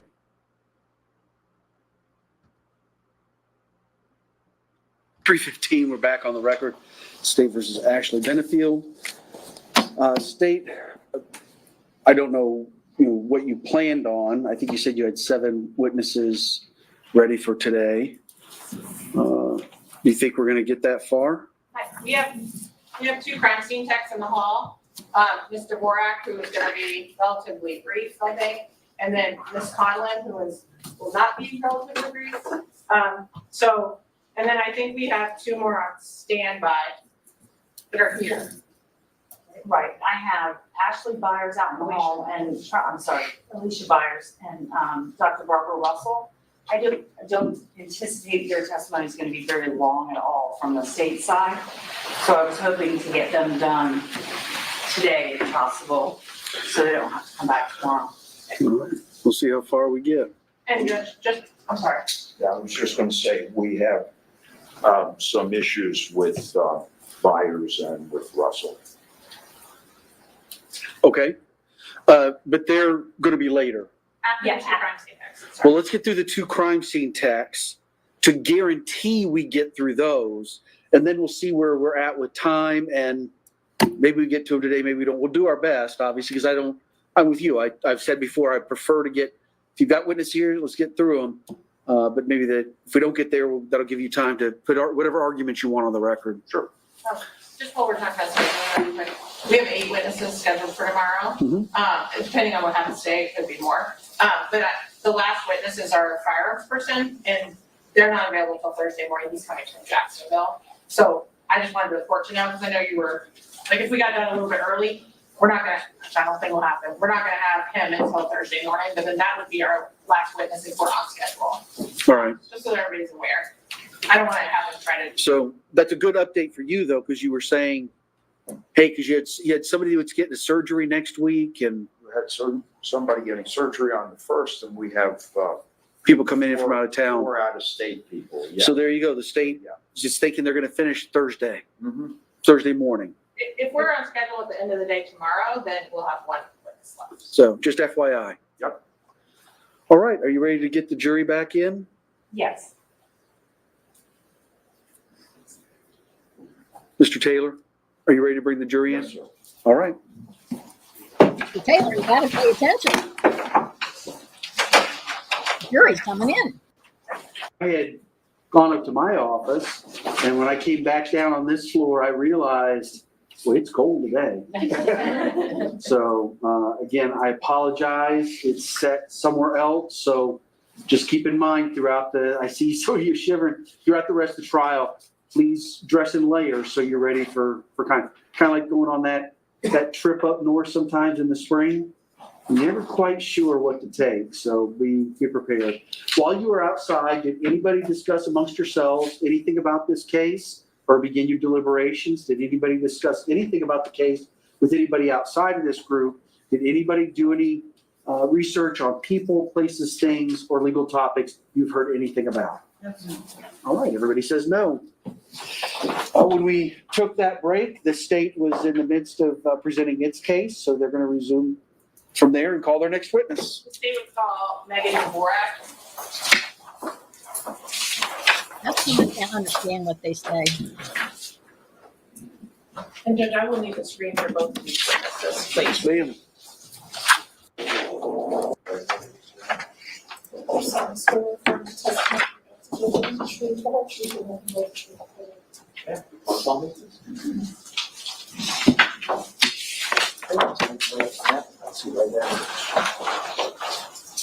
Hello, ma'am. Good morning.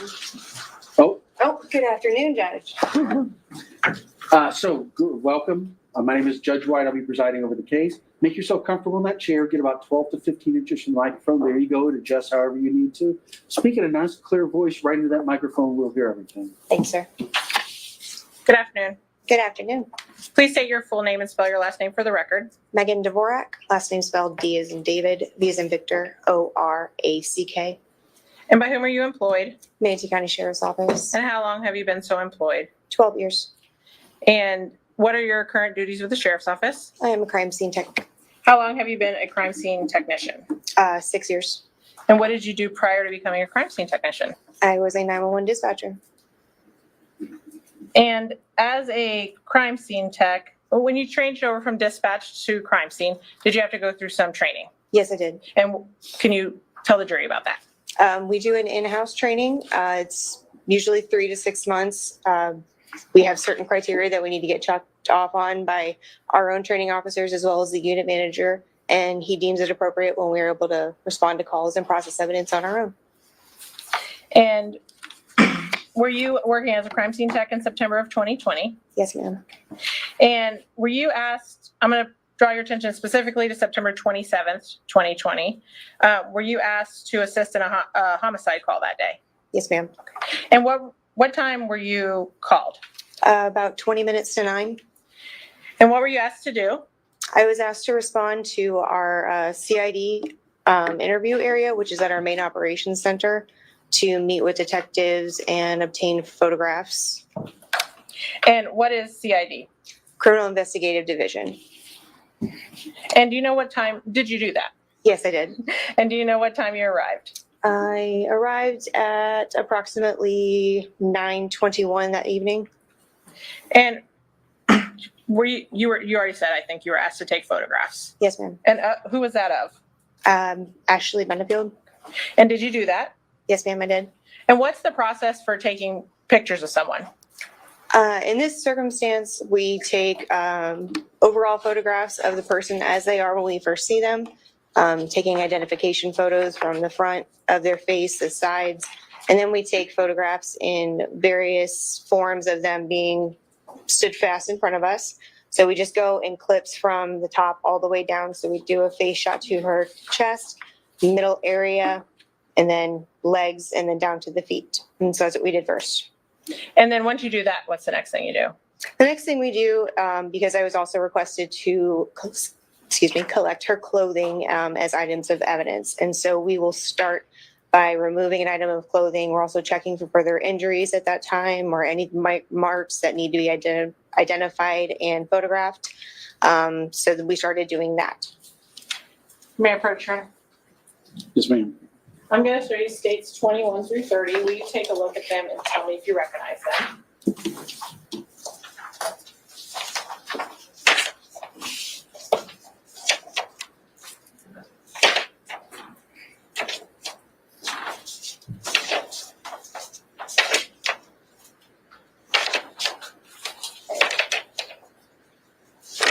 Yes, I do. And how do you recognize them? These are the photographs I obtained that evening. And do they fairly and accurately depict Miss Benefield as you photographed her on September 27th, 2020? Yes, ma'am. Your Honor, at this time, the state would ask to enter and publish states 21 through 30. Any objection? None. They'll be received. Thank you.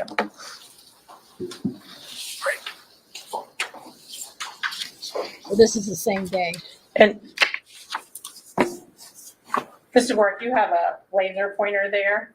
You may have to check if it's on. It's on. Okay. I'm going to start with states 21. And so if you'll just kind of, for the record, let me tell us what we're seeing in this picture. Sure. This is a front identification picture, as we call them, of the subject that we're photographing. Just like an ID photo that you would take on your driver's license. And did you, when you were taking these photos, is that the time in which you're looking for any injuries? Yes. And did you observe any injuries on Miss Benefield's face? No. And I'll show you states 22. This is her right side? Yes, ma'am. Okay. And states 23 will be the opposite side, left. Yes, ma'am. Okay. And did you observe any injuries on either of those sides of her face? No, ma'am. And so then you said you kind of just go down the body front and back. Yes, ma'am. I'm going to show you states 24. Will you tell me what we're seeing here? This is a mid-torso from her breast line down to her pelvic hip area, with obviously her arms crossed in front of her person. And states 25. It's her shin, just above her shins and down to her ankles that are covered by shoes. Thank you. And states 26. And this is a rear view of that same photograph. And did you, when you were taking these photos, did you observe any injuries on her arms or legs? I believe that I observed some redness on her right forearm and some slight discoloration on the back of her left leg and upper right side of her right area, right thigh. And so I'm showing you now states 27. Is that what you're are you documenting her, the red mark you saw on her wrist in this photo? Yes.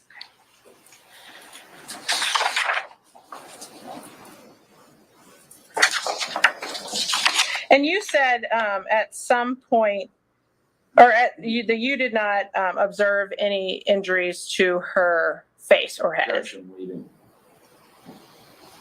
I'll overrule. Thank you.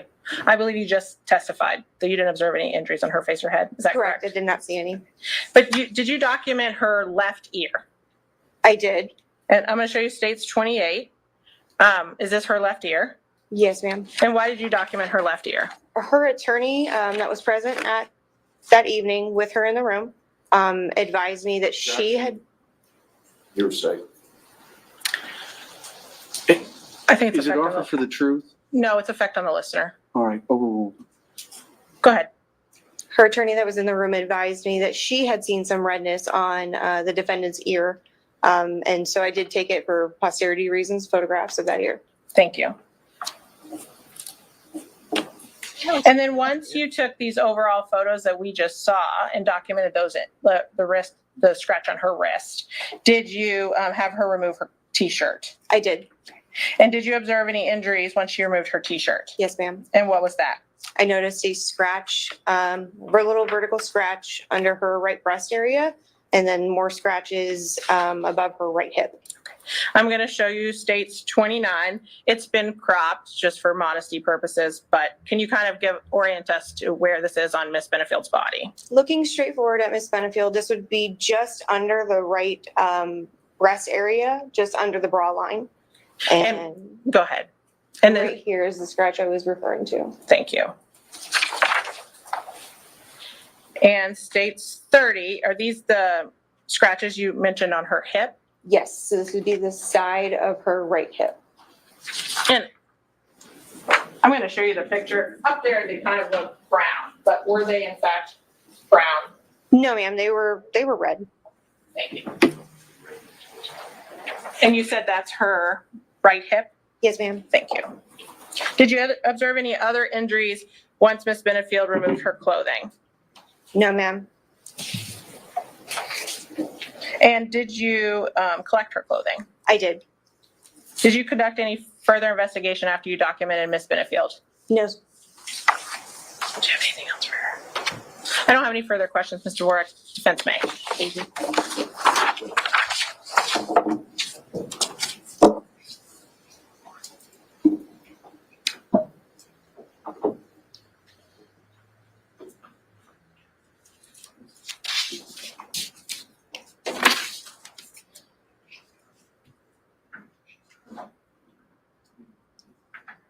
Cross? Yes, sir.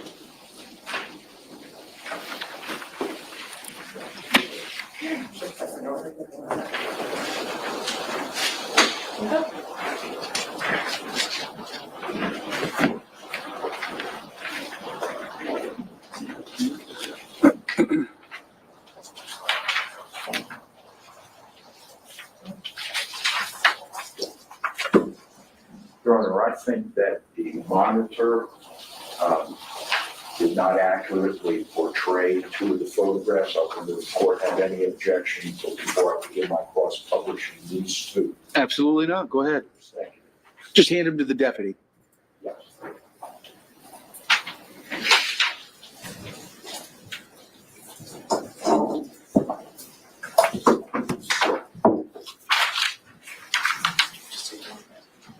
Can you state for the record which numbers they were? They would have been 29 and 30, Judge. 29 and 30. Thank you.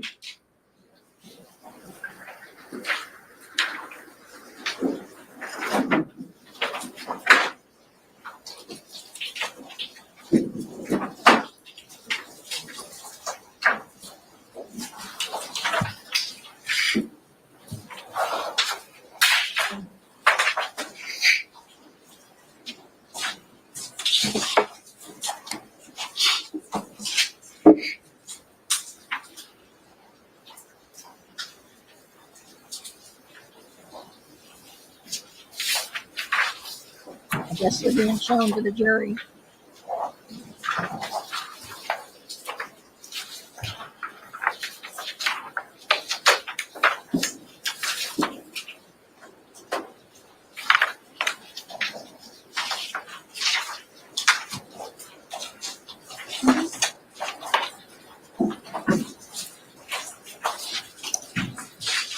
All right, Mr. Taylor. Thank you. Is it deputy or Ms.? Crime scene, Dvorak or Mrs. Okay. Are you a licensed deputy or No, I'm not a certified. I'm classified as civilian. civilian? Okay, that works for the sheriff's department Yes, sir. as a crime scene technician. Yes, sir. Okay. So you, of course, filled out a report of the things that you did on that particular day, did you not? Yes. And among other things, as you've explained to us here this afternoon, Ms. Dorvick, you also collected, did you not, DNA swabs? I did. Okay, will you tell us what DNA swabs are? DNA swabs, dependent upon what I'm being requested to swab, are utilized when I'm trying to get a possible DNA sample from an area. In this circumstance, I believe I took, if I can just refer to my report, Please, Judge? absolutely. Take your time. Yeah, You can refer to your Thank you. notes. I don't need to speak for the court, but I'm pretty confident on that one. I did take a buccal swab. We call it a buccal swab standard from the defendant. And then for this particular case, I took touch DNA swabs, which meaning I was swabbing specific areas that the defendant's counsel had advised me that I needed to swab in accordance to find maybe possibly some of Mr. Benefield's DNA. I believe I swabbed several areas in reference to that. Okay, and would those areas that you swabbed include Ms. Benefield's hands? Let's see. I did swab her forearm and wrist areas, both from the left and the right. Mm-hmm. Now, I think you referred to that as touch DNA. Yes. In other words, trying to break this down in its simplest terms, it would indicate when the results came back whether or not a particular individual may have touched Ashley Benefield in those areas that you swabbed. Objection. If she can answer, overruled. You may answer. It is possible, yes. Okay. And in this instance, by what you just expressed to us, you were taking those touch DNA samples off Miss Benefield's wrists and forearms to check to see if Douglas Benefield had touched her on that particular day. I believe it was just to see if any touch DNA profile came back. Okay, would Douglas Benefield be included in that?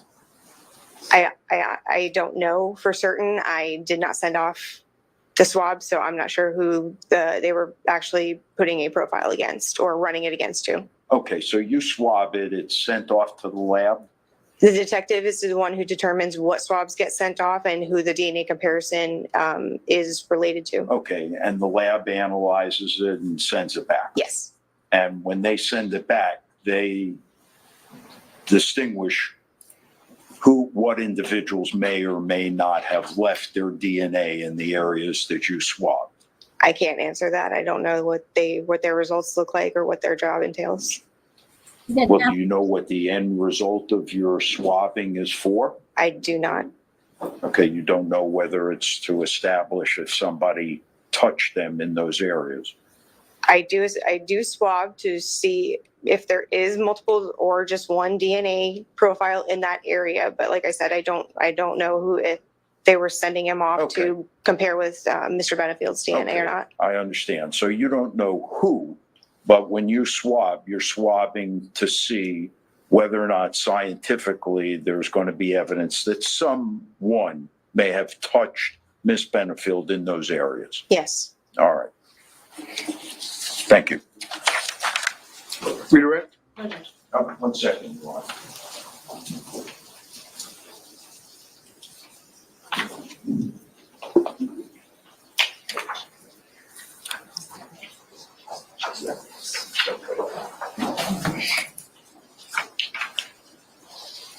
Are you making me it? Stop it.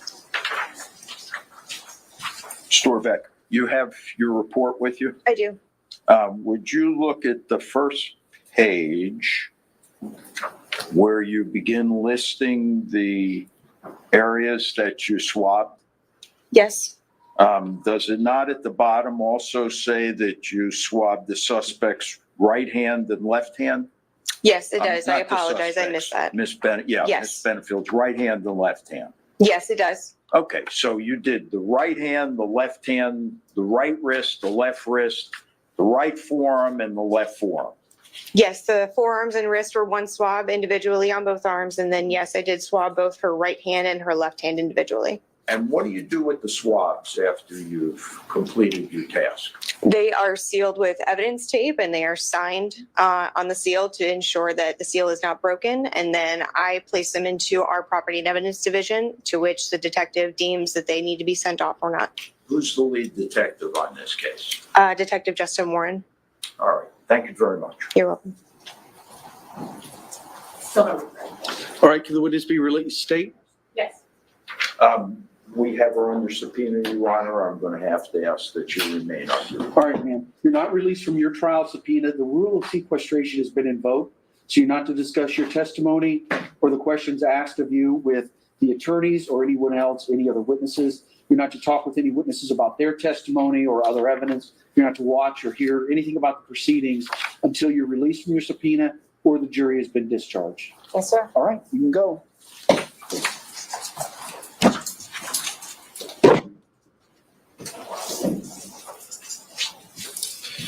All right, State, call your next witness. State would call Amanda Conlon.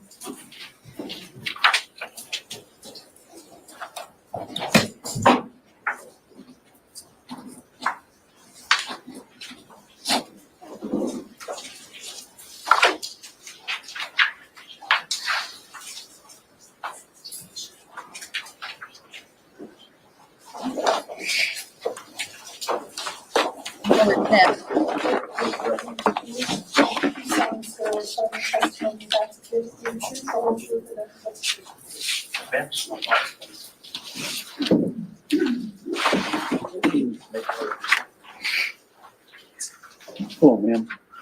As the deputy said, just make yourself comfortable in that chair.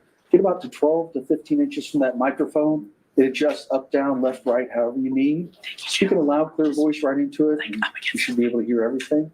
We hear you breathing, you know you're too close. Okay. All right? Thank you.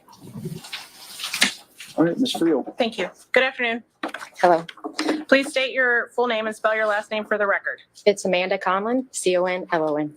And by whom are you employed? I'm Manatee County Sheriff's Office. And how long have you been so employed? 20 years. And what is your current duties? What are your current duties? A crime scene technician. And have you been a crime scene technician that whole 20 years? No, What did you do before that? I was in teletype, which is part of dispatch. And then how long have you been in the crime scene unit? 17 years. And what kind of training do you get to become a crime scene technician? I went to St. Pete College and for crime scene specifically. And then once you join the unit, do you have any on-the-job training? Yes. And do you continue to receive trainings if methods change or new science evolves? Yes. Thank you. I want to draw your attention to September 27th, 2020. Were you working that day? Yes. And in the same capacity? Yes. Okay. And were you called out to a scene at 11331 White Rock Terrace? Yes. Okay. And what time did you arrive there? Approximately, I got called at 1937 hours. And I think I arrived about 28 hours approximately. Okay, so just because I don't math.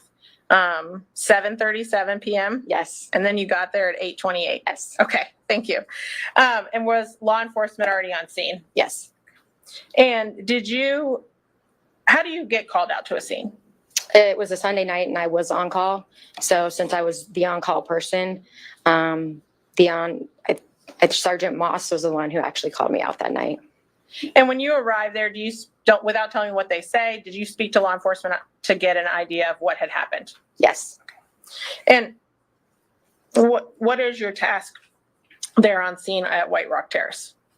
Once I arrive and wait for the search warrant to arrive, I can only take photographs of the outside of the residence on the street of where the crime scene tape was. And when the search warrant arrived, then I was able to enter the residence. And prior to entering the residence at 11331, did you go next door to the neighbor's house? Yes. And why'd you go over there? There was a firearm that I needed to collect. And tell me about that. Where was the firearm? When I arrived, Detective Ackerman was outside the residence with the firearm, which was in a paper bag. And was it secured, I guess? Is that? He secured it, yes. And what type of firearm was it? It was a Springfield 45 caliber. And when you got there, had it already been unloaded or was it still? It was still, the magazine was still loaded. And it did in fact have bullets in it? It had 1 in the chamber and 3 in the magazine. And what type of ammo was in the firearm, if you recall? 45 caliber and Hornady, I believe. And once you collect the gun, what do you do with it? On scene that night, I secured it in my van, locked my van. Your Honor, may I approach? Yes. Ms. Conlon, I'm first going to show you states 31, 32, and 33. Will you take a look at those and tell me if you recognize them? Yes, I recognize them. And how you recognize them? Those are my photographs that I took of the gun that was next door.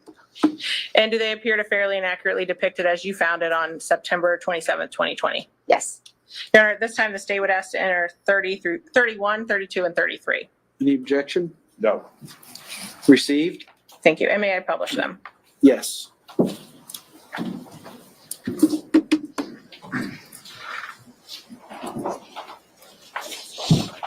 Ms. Conlon, there's a pointer there. I don't think you'll need it at this point, but if you do, I'm going to show you first states 31.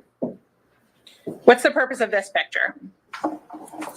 That is the next door neighbor's house, so I'm showing the address. And I'll show you states 32. Is that how you found the firearm that day or that evening? Yes. And are those potentially Detective Ackerman's feet there? Yes. Okay. And is this the front porch of that same address? Yes. And then states 33. That's the firearm. And the slide is back in this firearm, in this picture. Was that done by the detective prior to you getting it from him? Yes. Thank you. I can't get it to close.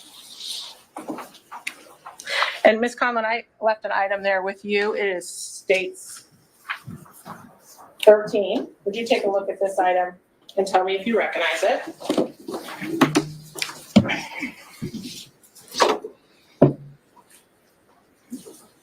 Yes, I do. And how do you recognize it? It's the box that I packaged the gun in, and it's got the information on this side of it. And your information from when you packaged it? Yes. Okay. And did you look inside? It's open. Yep. Okay. Yes. Does it appear to be in the same or substantially the same condition as when you packed it back in September of 2020? Yes.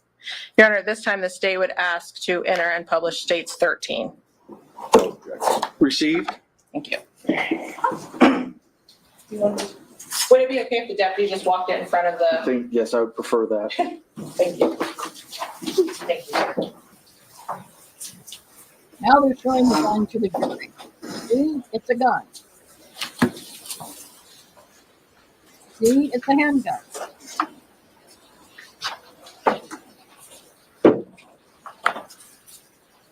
And surprise, surprise. The deceased was killed with Thank a you. handgun. After you collected the gun, I think I got ahead of myself earlier. At some point, do you enter 11331 White Rock Terrace? Yes. Okay. And what is your, what do you do when you are processing this scene? You said you'd already taken outside photos? Yes. And so what's the next step? I start to take photos into the inside, and I entered through the garage door, which was open. I entered then into a hallway where there was a laundry room on the left side of me. And then as I continued down the hallway, there was 2 bedrooms on my left side. And then there was a bathroom at the very end of this hallway. And so do you document the entire inside of the house before there's any searches or evidence collected? Yes. And is that what you did in this case? Yes. Ms. Conlon, I'm gonna show you states 34 through 82. It'll take you a minute, but if you'll go through each of those and let me know when you're done. 82.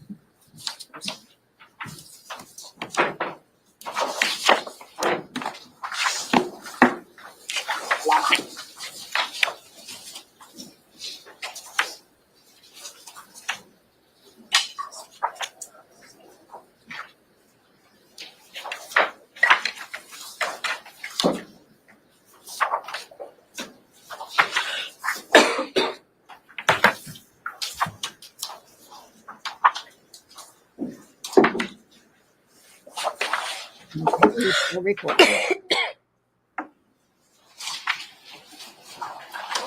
Just checking because I do silly things.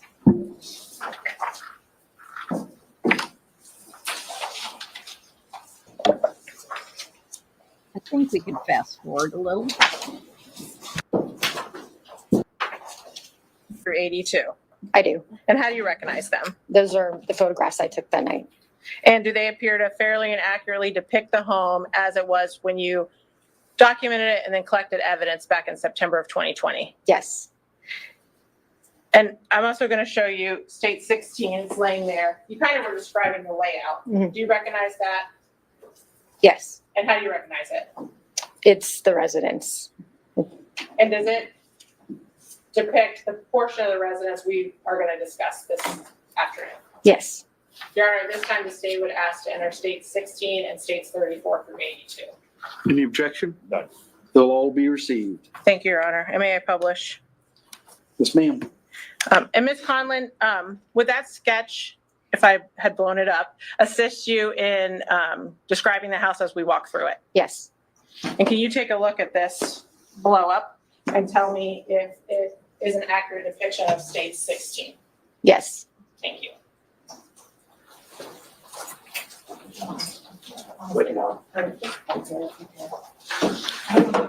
Mr. Taylor, feel free to reposition yourself as you need to get a clear view of what's going on. And the purpose of this is Perfect. Thank you, sir.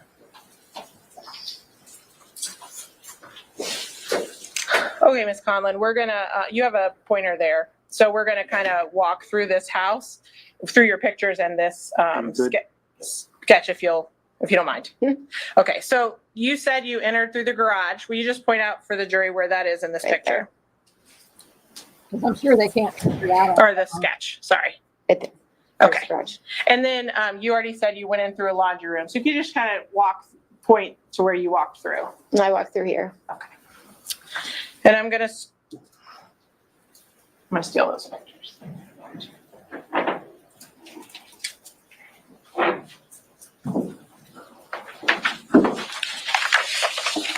I'm gonna start with states 34. What is this picture? This is the driveway of the residence. And this is the 1331, right? Correct. Okay. And that's a U-Haul truck. Correct. Okay.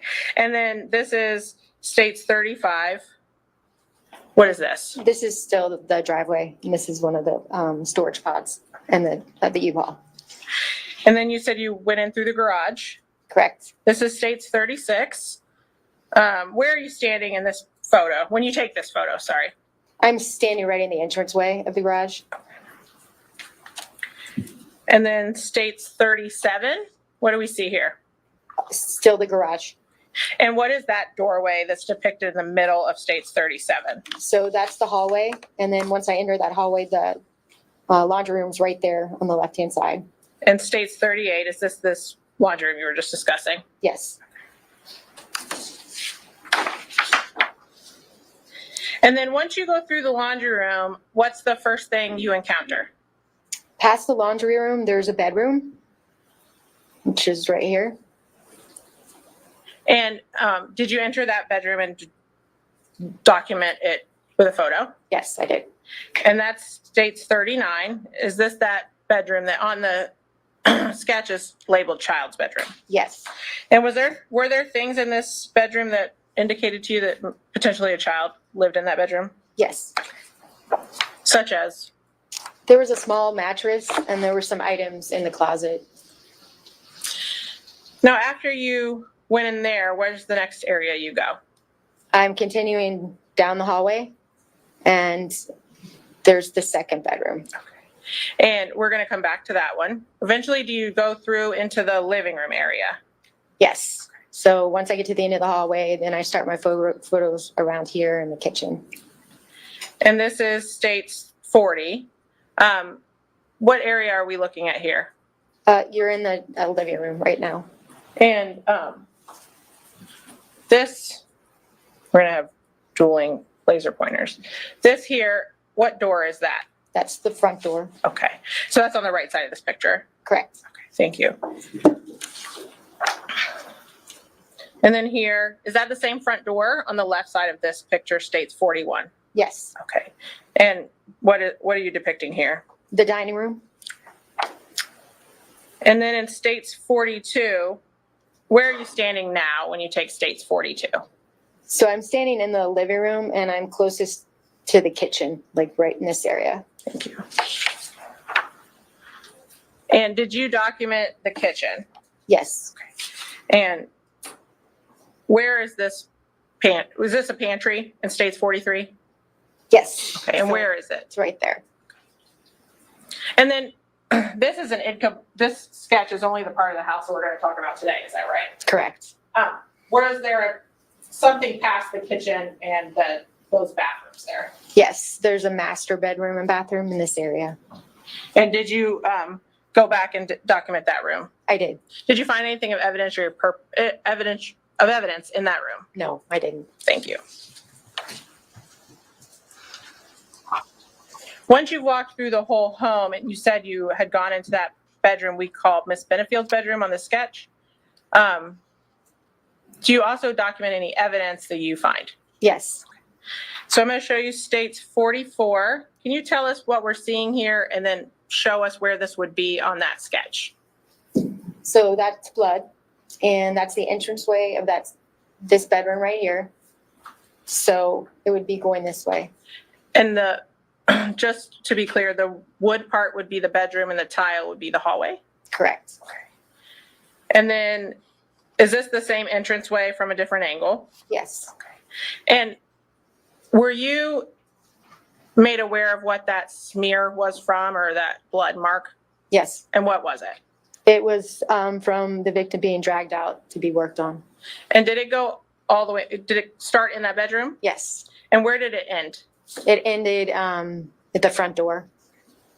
And I'll show you states 46. I think it's a little more clear, but this is the bedroom. Correct. Thank you. And then what bedroom is this? This is once again the same bedroom. Okay. And this is 47. And we'll call this Miss Benefield's bedroom if that's okay with you. Okay. And so what are we looking at here? I've started to take my photographs like in a 360 inside the bedroom. So I'm documenting right now the blood that's right there in the middle. And I'm just gonna, can you just kind of mark it on there? Circle it, I guess. There you go. Yeah. Thank you. And that states 47. Oh.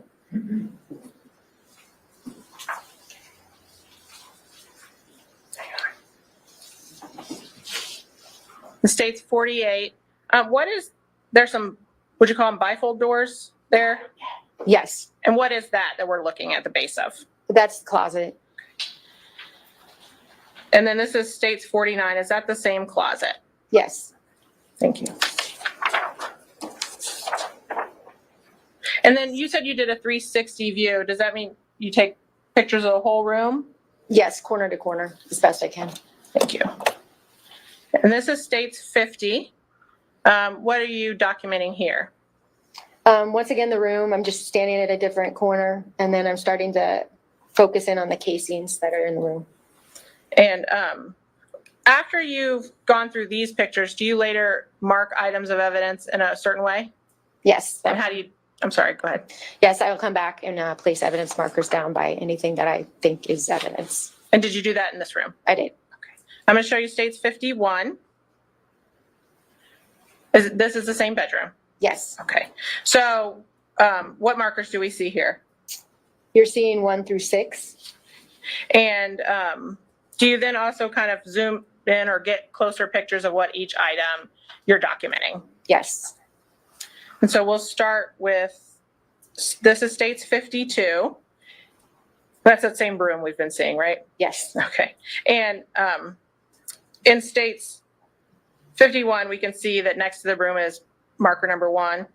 yes, Okay. So it's just kind of hidden in this picture. Is that right? yes. Okay. So if I'm capable, I'm going to try to zoom in. What are you documenting in state 1? I'm starting to get close-ups of the evidence markers and the casings that are next to them. Okay. And so at at markers 1, 2, and 3 here in states 52, what are those 3 items? They're casings.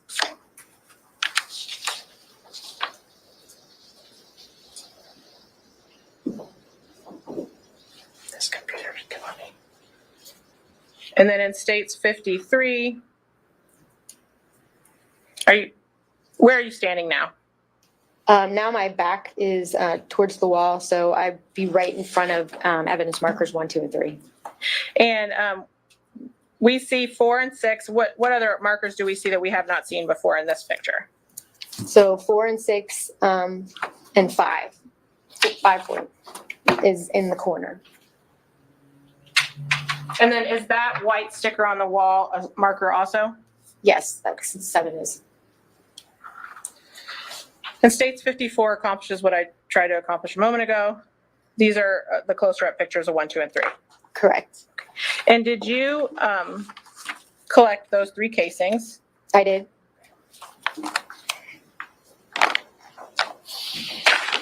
Redundant. I'm going to Except show you what's been pre-marked as states 4, 5, and 6. Will you take a look at those 3 items and tell me if you recognize them?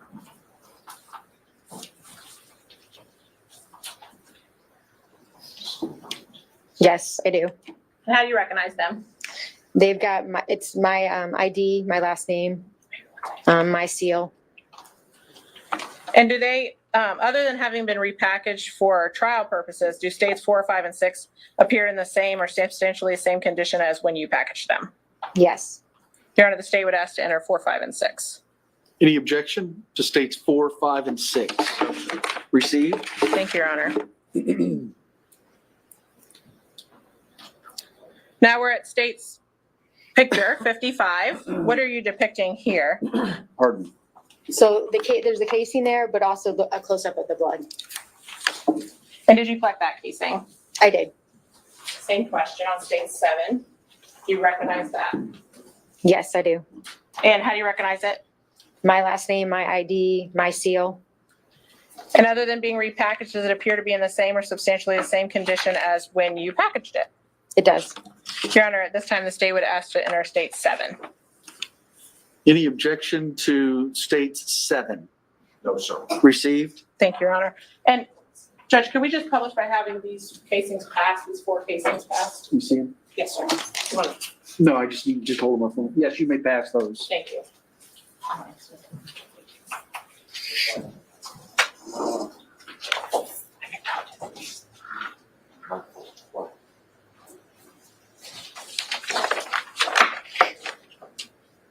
I really don't see the need to do all this. I really don't.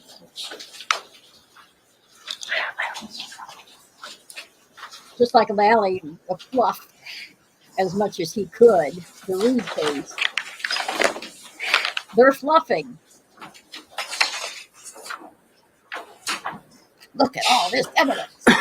See all this evidence we've got against her. Caution, fluffing in progress.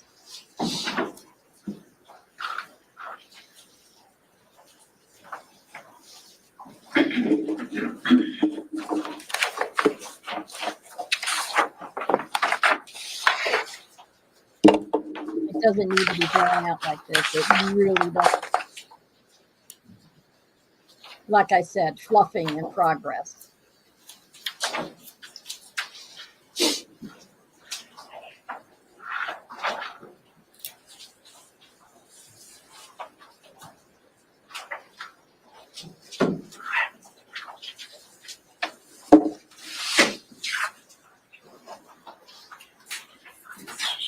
That's gonna be a t-shirt.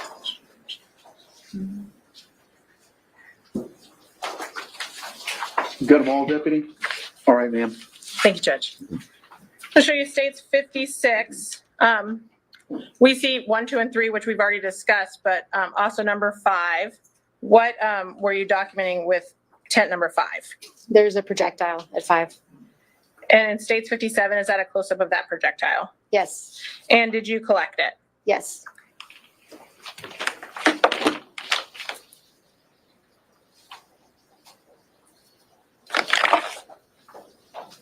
You take a look at states 9 and tell me if you recognize it I do. and how you recognize it.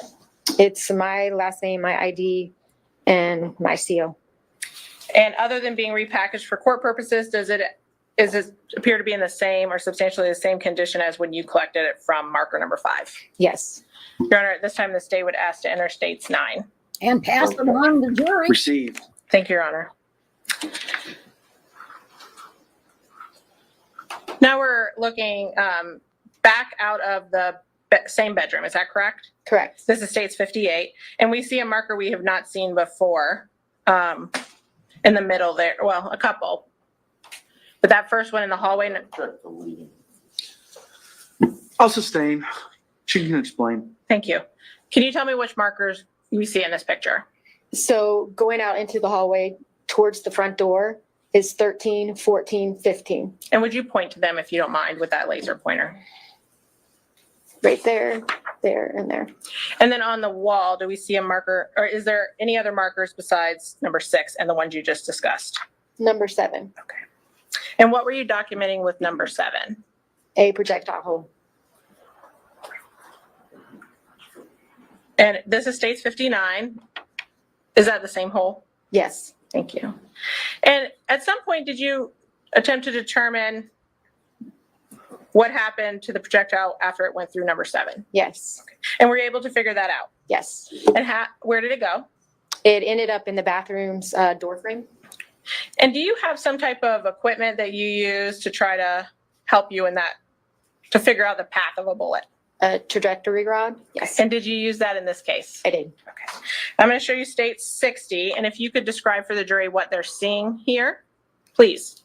So the hole starts at 7 and enters. So that's an entryway. Then this is where it ended up. So the projectile's right there at 11 in the door frame. Thank you. And did you document the path that it took? I did. Okay. So that was state 60, if I didn't state it for the record. This is state 61. So that would be on the other side of 7. So 7's an entry, 8 is an exit. So that's going into the bathroom cabinet underneath the sink. And if you can. She meant to kill the cabinet too. So 7 would be on the opposite side of the wall? In the bedroom, correct. Thank you. And then after it left 8, did you determine where it went? Its path continued through the cabinet door. And this is state 62. What do we see here? So now it is entering the cabinet door. So that's what number 9 is labeling. Thank you. And what's this in states 63? So that's the same cabinet door, and this is it exiting that cabinet door. And this is state 64 for perspective. Will you show us, just point to where states, the marker 10 is? Right there. 10, I'm sorry. Oh, sorry, 10. And did you determine the final resting place of this projectile? I did. And where was it? It's at 11 in the door frame. So this is state 65. What's this? That is where the projectile ended up. And state 66, what do we see here? That is a close-up, and you can actually see the projectile right there. And did you dig it out of the wall? I did. And state 67, what do we see here? That is, it's been dug out, so that's just showing that it came out and it's right there. And did you collect that projectile? I did. I'm going to show you state 8. Same questions. Do you recognize it? I do. And how do you recognize it? My last name, my ID, and my seal. And other than being repackaged for court purposes, does it appear to be in the same or substantially the same condition as when you removed it from the wall back in September of 2020? It does. Your Honor, at this time, the state would ask to enter States 8. No objection. Received. I'm going to show you State 68. Can you tell me what you're documenting here? So that is the blood trail. So I'm now in the living room, dining room area. So that's 14, 15, and 16 are all blood. And we saw a 14, 15, and 16 in a previous picture. Are these the same ones? Yes, You only use each number once. correct. Thank you. And this door, what is the door in the middle of this picture? That's the front door. And then State 69, what do we see here? So I continued outside because there was more blood outside. So that is right in the front entrance outside the front door. So it would be right in this area. So that's 17 and 18 with blood. Thank you. And when you said this area, you pointed, but I didn't see. Would you mind? Right in this area. Thank you. Did you locate any other projectiles in the home? I did. And where was it? Where was it? One or more? It's one more, just one more. And where was it? It's in the living room. And did you document that with photos? I did. I'm going to show you State 70. What do we see here? And if you could just show us on that sketch where we're looking. So this is the living room and it's right by the front door. So this is the front door. So it's right here in this area. So there's the window. So it's right there. Thank you. And what is this item in State 71, if you know? It's that it's some kind of shelving. And what are you documenting in this photo? The path that the projectile took. And can you just point to the jury what you used? Right there, and there's the projectile hole. Thank you. And this is State 72. Is this the projectile you just told us about? It is. And did you remove it from the wall? I did. And you collected it? I did. I'll show you States 10. Do you recognize it? Yes, I do. And how do you recognize it? My last name, my ID, and my seal. And other than repackaged for trial purposes, does it appear to be in the same or substantially the same condition? It does. Your Honor, the state would ask to enter States 10. No objection. Received. And may I have the deputy pass 8, 9, and 10, Your Honor? Yes, ma'am. Thank you. You know, they've never seen such a thing before.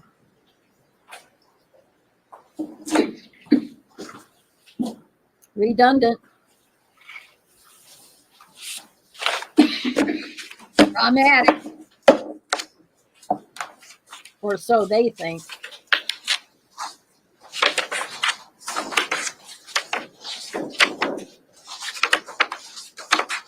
Fluffing in progress. We've got 10 more photos to go through. That might be what she's flipping through right now. I don't know. At this point, I don't care.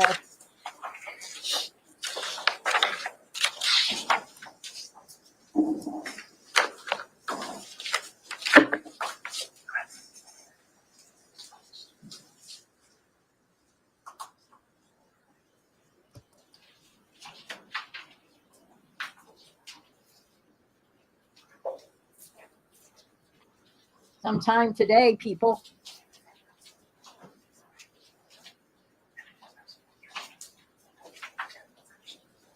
Somebody's whispering to somebody. All right, State. Thank you, Your Honor.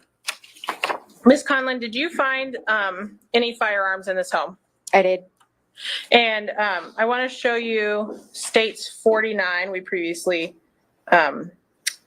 viewed it. What do we see here in 49? The backpack that's in the closet. And did you search that backpack? I did. And did you document that search? I did. And so this is State 73. Is that the same backpack? Yes. And what did you find inside that backpack? A firearm. Did you find anything to indicate to you whose backpack it was? There was a driver's license. And this is state 74. Is this the driver's license you found in the backpack? Yes. And would you mind telling me the name on it? Ashley Benefield. Thank you. And what do we see here in state 75? That's the firearm. And then at some point later, once you collected it, did you lay it out and document it? I did. I'm going to show you state 76. And let me ask you first, what kind of firearm was it? It was a Sig Sauer 380. And in state 76, is that the same firearm? Yes. I can zoom in if you, maybe, So she had two to firearms. be sure, or give you the other picture. She could have doubled Is that done it. 6 hour? It is. Thank you.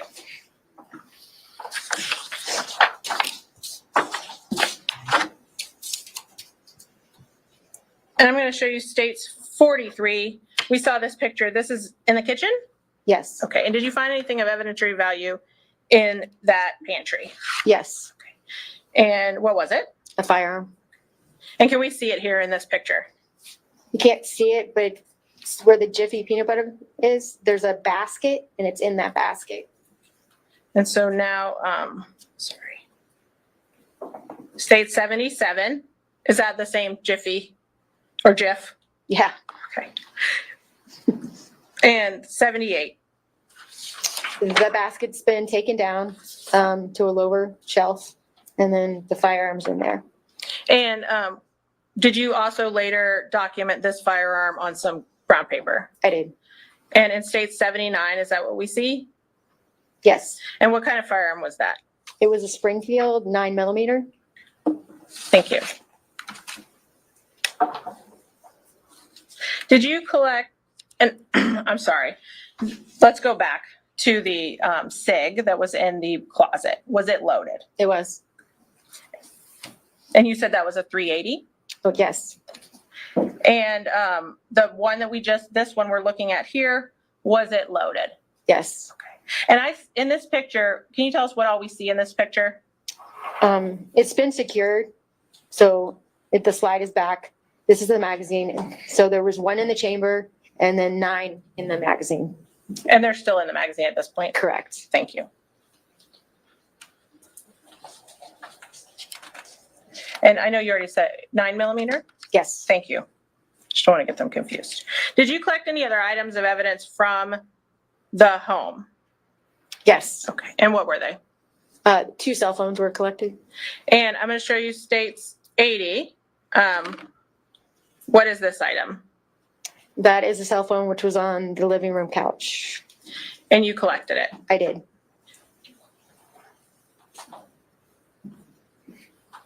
Your Mayor Pro Tem Clerk, Yes.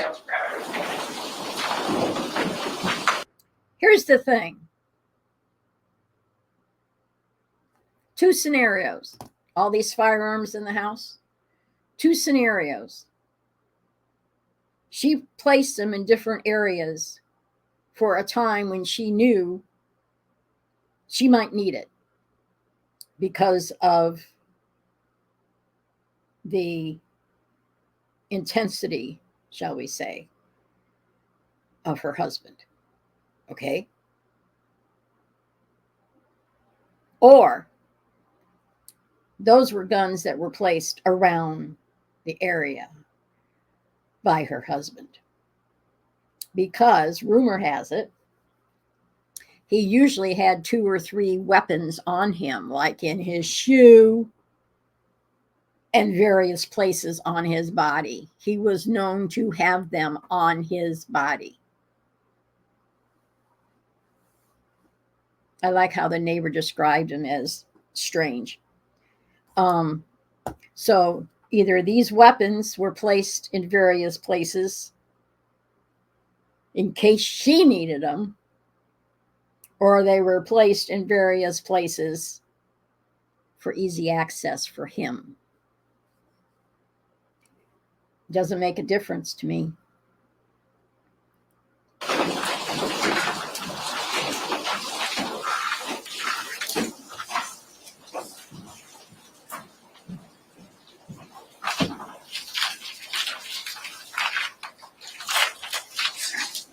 When you states 11, you take a look. Oi. Ms. Conlon, I'm showing you states 11. Can you take a look at that and tell me if you recognize it? Yes, I do. And is that the phone we see? I'm sorry, what is it? It is the cell phone that's on the couch. And how do you recognize it? It's the same color, everything. And is it documented with this case number and the time of this case? Yes. And other than possibly some paperwork being added, does it appear to be the same or substantially the same condition? Yes. The state would ask to enter states 11. Received? Thank you. And how many phones did you collect? 2 And where was the second phone? in the garage. And what do we see here in states 81?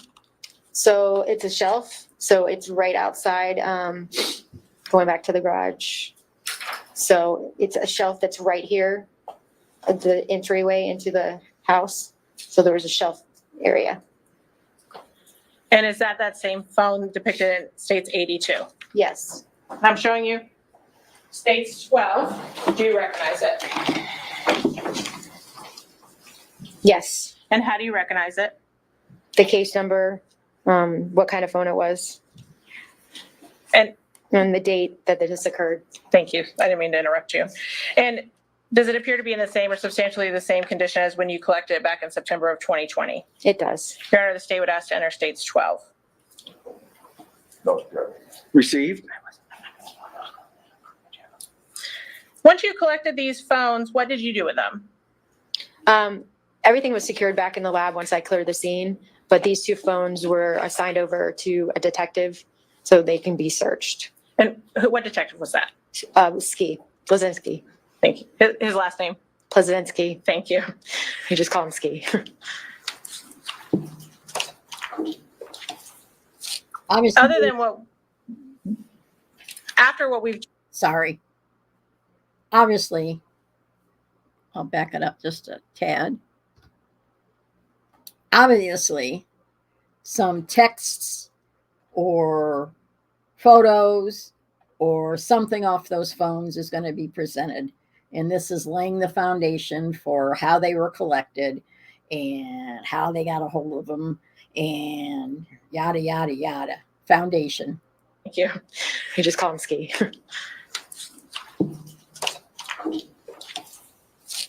Other than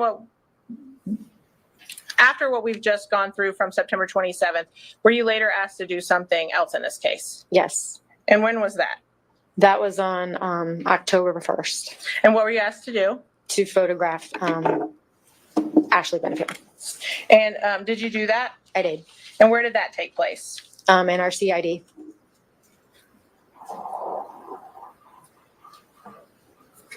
And I'm going to show you states 83, 84, and 85. You haven't seen these today. Do you recognize them? Yes. And how do you recognize them? They're the photos I took of Ashley. And do they appear, or do they fairly and accurately depict how she appeared to you back in October 1st, 2020? Yes. Your Honor, at this time, state would ask to enter and publish 83, 84, and 85. Objection. Received? And what was the purpose of taking pictures of her?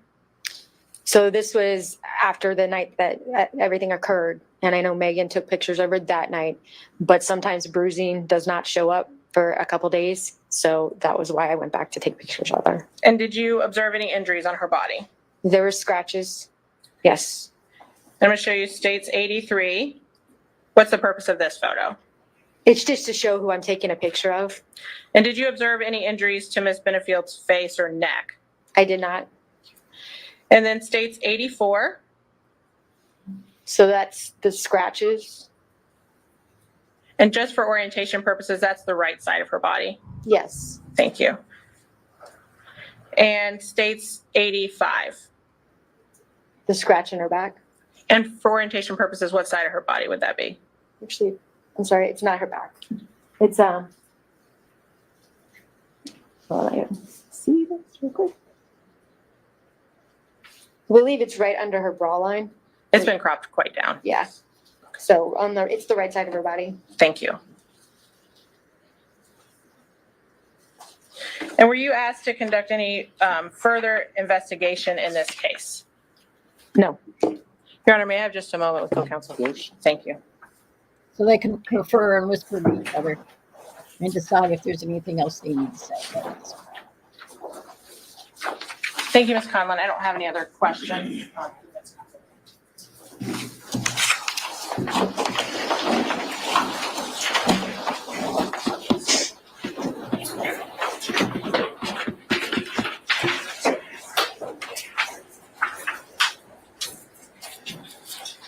That rattling makes closed captioning things it's a pause.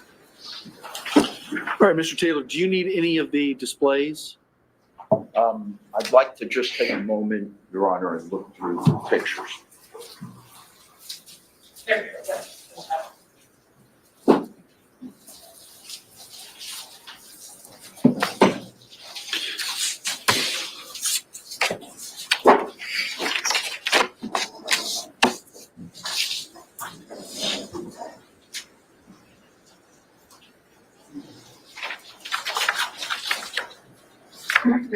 Your DNA all over it. You licked your finger. Here you go again, licking your finger. I never developed that habit.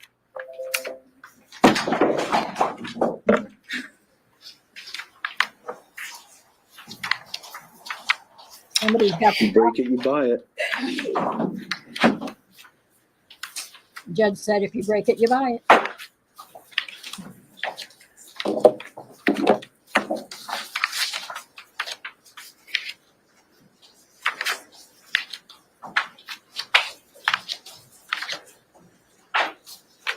I don't know if he has one in mind or if he's double checking how many. 85 pictures.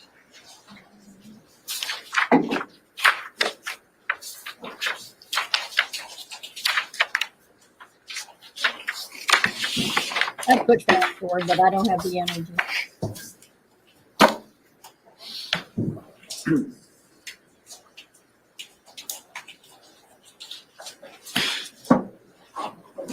So, Mr. Taylor, would you like me to leave that on, or would you like me to get that out of your way? You can pull it up. Yes, sir.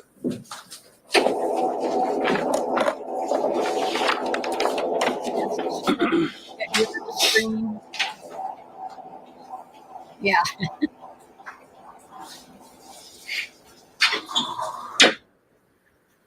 Necessary evil.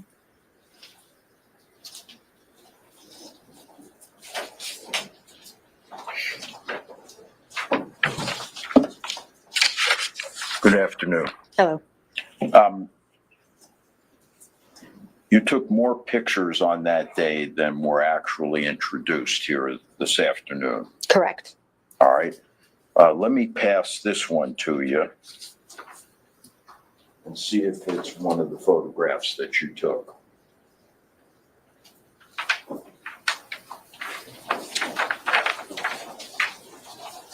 There you are. Yes, of course. Yes, I did take this photograph. Okay. State chose not to offer that to you, so I'd like you to identify it for us. It is Ashley. I'm assuming it's her maiden name, Byers. It is her, and it's her concealed weapons firearm license. Okay. And is it an accurate reproduction, just like all the other photographs that you took on that day? Yes. You move respectfully, Your Honor, and introduce it as defense exhibit number 2. Any objection? No, I recognize the state police. We have no objection. Thank you. Received.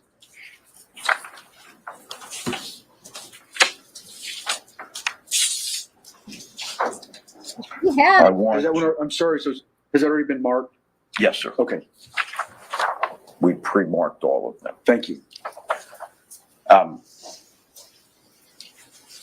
Conlon, I want to just concentrate for a moment on the cell phone that you said that was on the couch that you recovered.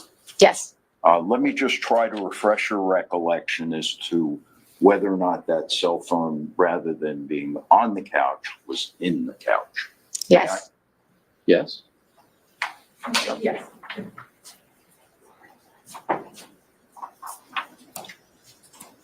Yes, it was originally in the couch and then it was removed and put on top to take the photograph.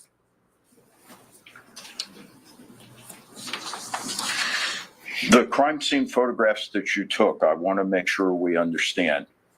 You went in there and took these photographs and processed it after the deputies and EMS were in there. Correct. So what your photographs tell us, correct me if I'm wrong, is that that's the way the scene appeared at the time you took the photograph. Correct. It's not necessarily the way the scene was prior to the time you snapped your photograph. Correct. So in other words, the broom, just as an example, that was in one of the photographs, that broom may very well have been knocked aside when the deputies were working on Mr. Benefield, trying to assist him. Yes, that's possible. And that could apply to the shell casings as well when the EMS people dragged Mr. Benefield out of the bedroom. Correct. You would have no way of knowing. Correct.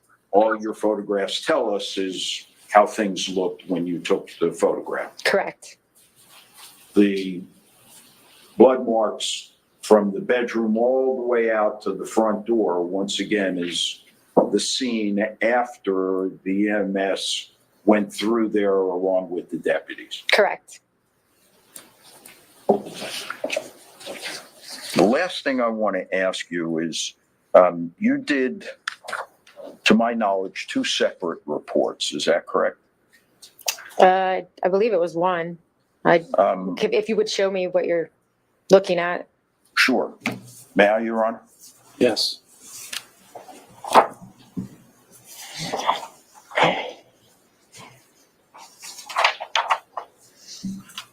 So these are my property receipts. Yes, okay. So that would be separate from the original written report. Okay, but these are reports that you did. Correct, yes. And one of them, correct me if I'm wrong, I'm sorry, is it Deputy Conlon or No, I'm a civilian. crime scene? Yes, crime scene. Or Ms. Conlon? Yes, yes. Correct me if I'm wrong, but one of the dates of the report is on the day of the incident, 9/27/20. Correct. Okay, and the second one is on October 12th of 2020. Yes. And on both of these reports, Ms. Conlon, you under type of case noted as a homicide. Correct. When you're photographing this scene and executing your duties, all you know is that somebody died as a result of what happened there. Correct. You don't know whether or not it was a crime. I do not know. That's why you call it a homicide. Correct. If you knew it was a crime, you'd call it a murder. Correct. Oh, Nothing further. Redirect. Sorry, no, just 1 second. I think you made some good. I don't have anything else, Judge. Thank you. No? All right. Hold on 1 second. Can she be released? Can she be released from her subpoena? No, we'd like to keep her under subpoena, Your Honor. All right, Ms. Conlon, you were Your not Honor, I released would from your like- trial. I'm sorry, I'll let you finish. You were not released from your trial subpoena. The rule of sequestration has been invoked, so that means you cannot discuss your testimony here today with anyone outside this courtroom, including the attorneys. You can't talk about it with any other witnesses. You can't talk with witnesses about what they testified about or what questions were asked of them. All right, so remain available. Yes. All right, thank you, ma'am. Can we publish defense exhibits, please? Absolutely, yes. That too. That sounds. Yes, defense 2. Just a photograph. Well, hold on, but the deputy has something else in his hand. That's the report. Yeah, that was his. That's yours. Yes. All right. And we'll publish 2. Ms. Conlon, there's a lot of stuff flying around. Just look through your file, make sure that. That I did not. Yeah.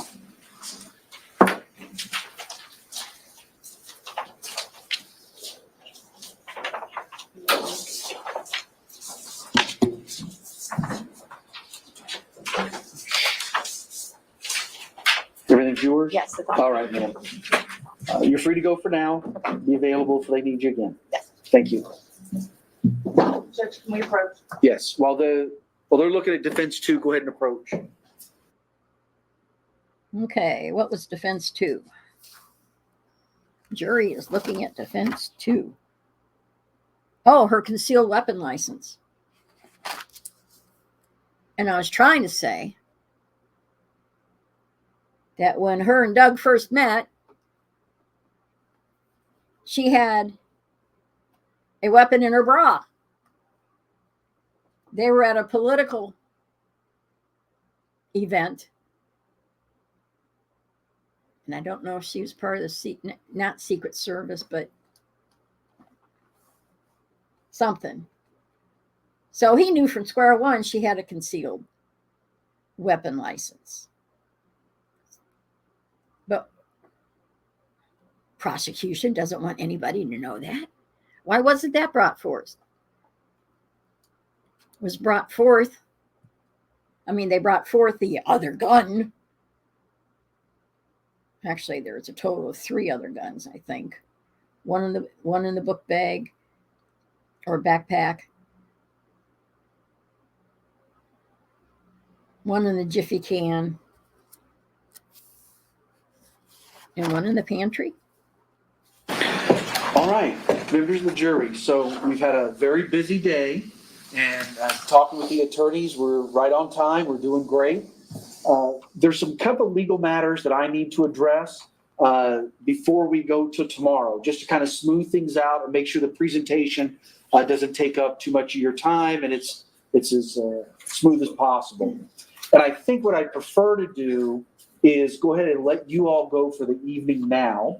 And then we're going to stay and work. I don't want you to think we're going to run home right now. We're going to stay and work, talk about tomorrow, and get it all worked out so we can hit the ground running tomorrow. Now, I had originally said that tomorrow morning I might need to start late because I had court. That resolved itself, but I think we're still moving along pretty good. So I think we're going to look for a 9 o'clock start time tomorrow. So if you could be downstairs in the jury assembly room at, I almost said 7:45, 8:45. That should be plenty of time. The deputies will come get you. Is anybody picking tomorrow? Okay. Do you know if everybody's been released?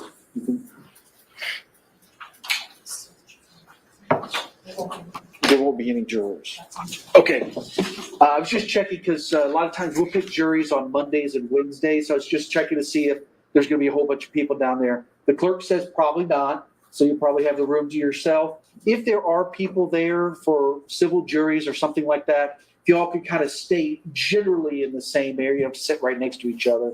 But that way we kind of know where everybody's at. So you're free to go for the evening, maybe beat the traffic. But remember, please, last night you got home and family and friends or work was probably asking, how's it going? You got to say, hey, I don't know anything yet. We haven't done opening statements. All we do is pick the jury. But now you've heard some testimony. So at this point, it's going to become even more important for you to follow these rules of no discussion amongst yourselves, no discussions about the case with anyone outside of this room, and make sure you try and avoid the news or don't, look at your favorite websites, but try and avoid doing any research on the people, places, things, or legal topics that you've heard anything about. Remember, too, I don't know about you, but my fingers and my toes are pretty cold, so dress warm or dress appropriate so you can come and adjust as you need. I don't know if anybody brought snacks, but as you see, we have breaks throughout the day. So if you do want to bring something, they can bring coolers in, can't they? I'll discuss that with them. Okay, they'll discuss that with you because I want you to be able to bring in snacks as you need. All right, you're all set for the evening. We'll see you back here. Yes, please leave the notes. Those must stay here. If you just put them face down on your chairs, the deputies will pick them up and we'll hand them back out tomorrow. All right, we'll see you in the morning. Good night. You too.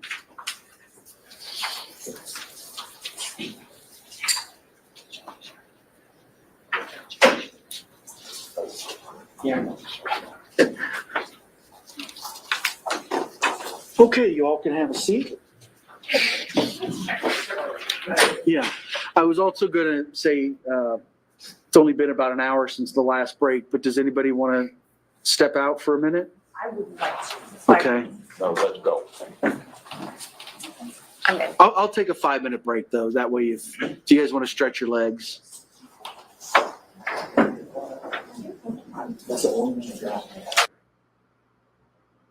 My doggy wants to go UT. But we're almost done, so I'm going to make her wait. Being the mean person that I am.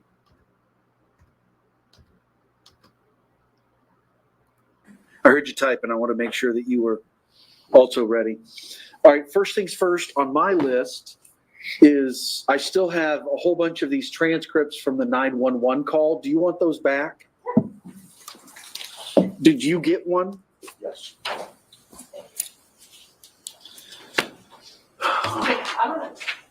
I probably just leave them here in case they want to re-listen to it. Would they, if they re-listen to it? No, They wouldn't get it. they will not. Okay. I can always get confused.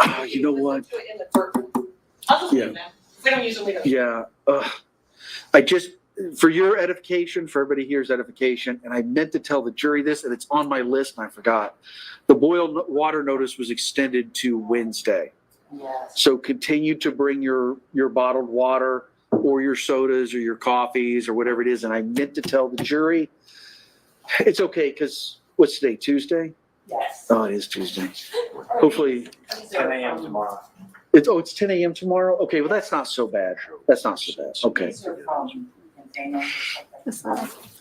No, it's the pond out back. Well, you know, I get thirsty. And then, thank you very much, sir. I did get your amended witness list. It helps me keep track as we go. My notes are that, this is for everybody's knowledge, Deputy Barley, Oh. Burley, I was saying it wrong. CST Dvorak, CST Conlon, and Eva Benefield have not been released from their trial subpoenas. So I know you all know what that means, but you need to make sure your witnesses, because some of these folks, either they're also employed at the sheriff's office or they may know each other, and they are strictly prohibited from having conversations with each other. I'll speak to that. Thank you. All right, let's talk about, you had some motions, and I said objections earlier, but they could also be motions in limine regarding Barbara Russell and Alicia Byers. Yes, sir. So I thought we had pretty much established that we weren't going to vet the child abuse investigation. Nonetheless, in an opening statement, the state clearly went down that road to the extent of even designating that there were 5 of them, which now puts us in a position to have to respond to that unless it turns out to be a representation in an opening statement that never materializes. As the court knows, and the court emphatically instructed them, what the lawyers say in opening statement is not evidence. So the concerns we have with Alicia Byers and with Dr. Russell is that we believe both witnesses' testimony is sought to go to the issue of child abuse. For multiple reasons, 403 of the Florida Evidence Code being merely one, and I don't need to re-argue this, the court's aware of it, we're all aware of it, the balancing act, given the potential prejudice. We don't think that that should be admissible, and we don't think we should go down that rabbit hole. In Judge, addition, I apologize for interrupting. I do not intend to ask either one of them about the topic. And if it helps, the reason I said 5 complaints was, it's my belief that that comports with your ruling on what Detective Moreland would testify about. So that's why I represented that. It wasn't to get information out of either of these 2 witnesses. well, that certainly helps my argument, Judge. My understanding, for purposes of Detective Moreland, is that the court is willing to allow him to testify as to the criminal aspect of his involvement. The court should be aware that deputies do not conduct an investigation. They merely accompany the CPT or DCF representatives to protect them for their personal safety. There is no criminal investigation, so I point this out to you, Your Honor, in anticipation of when Deputy Moreland does come to take the stand. If the state doesn't plan to go into anything having a relationship to the allegations of child abuse, then I don't know that we need to go any further to discuss that it was, whether it's collateral or it doesn't relate to any material element of the offense.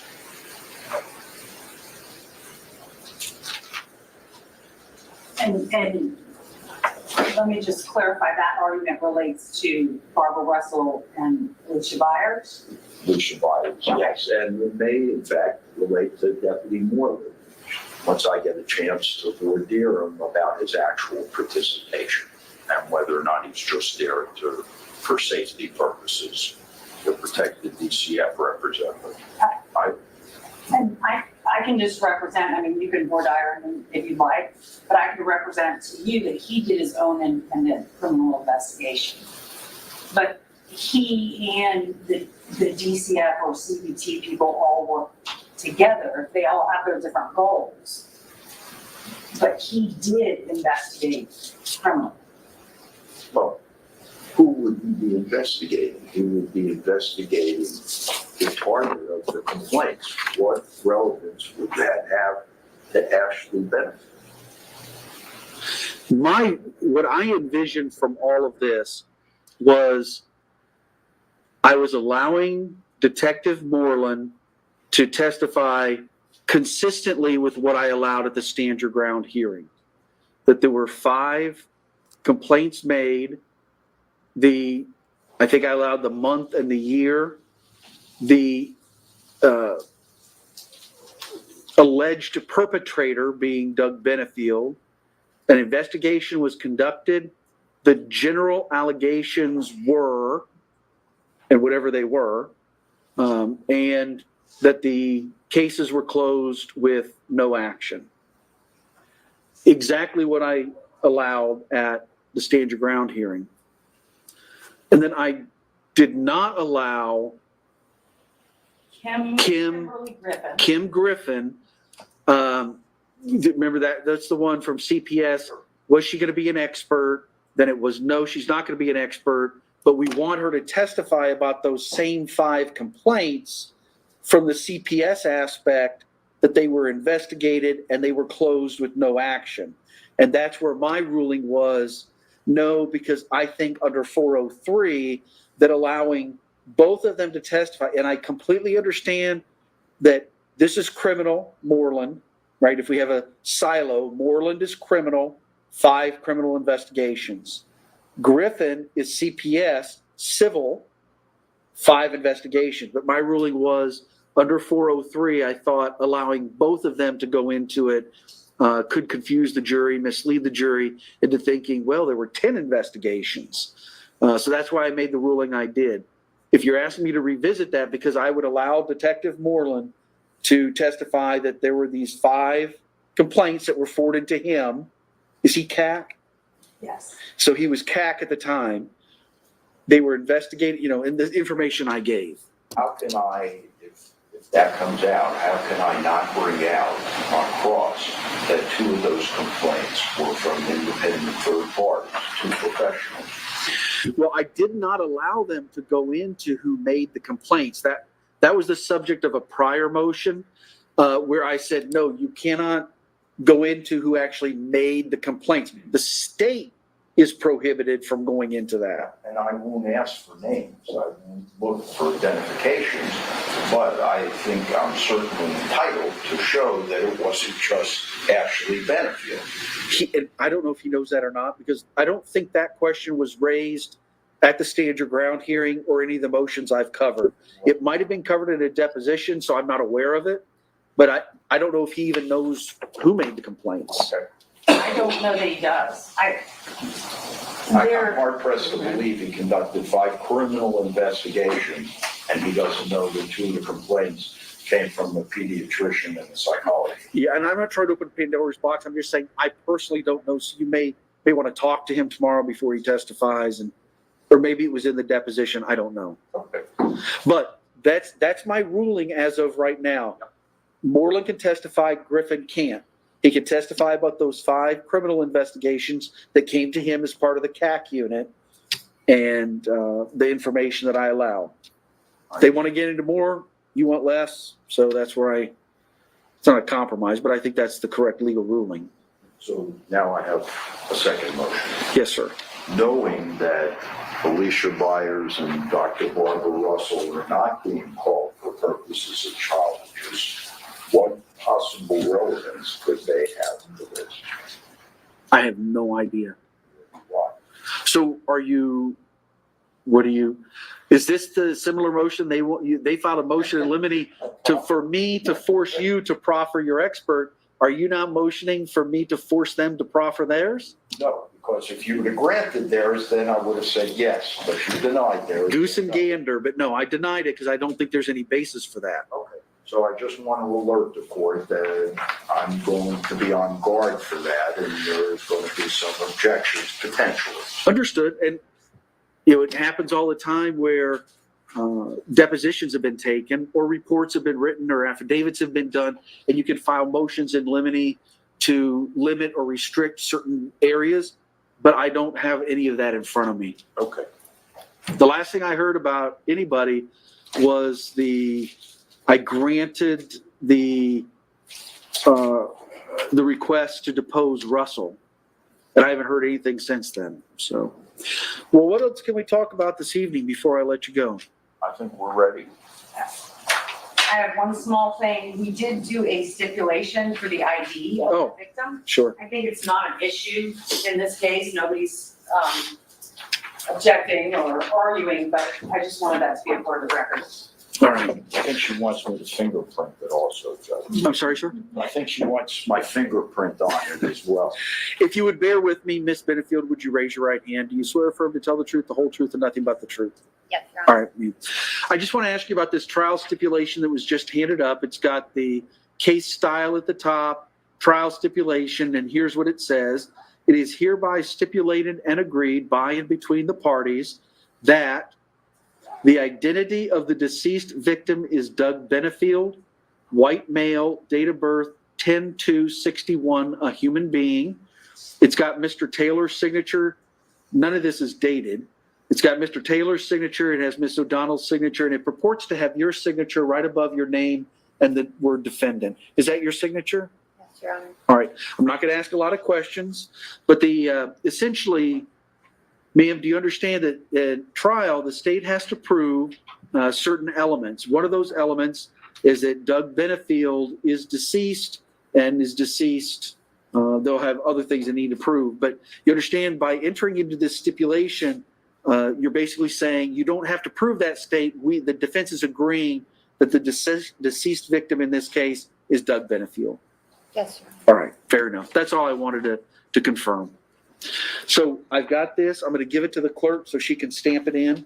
And then you all tell me when you want the stipulation read. And I already have the limiting instruction or the instruction about stipulations. And I don't even know if we need to.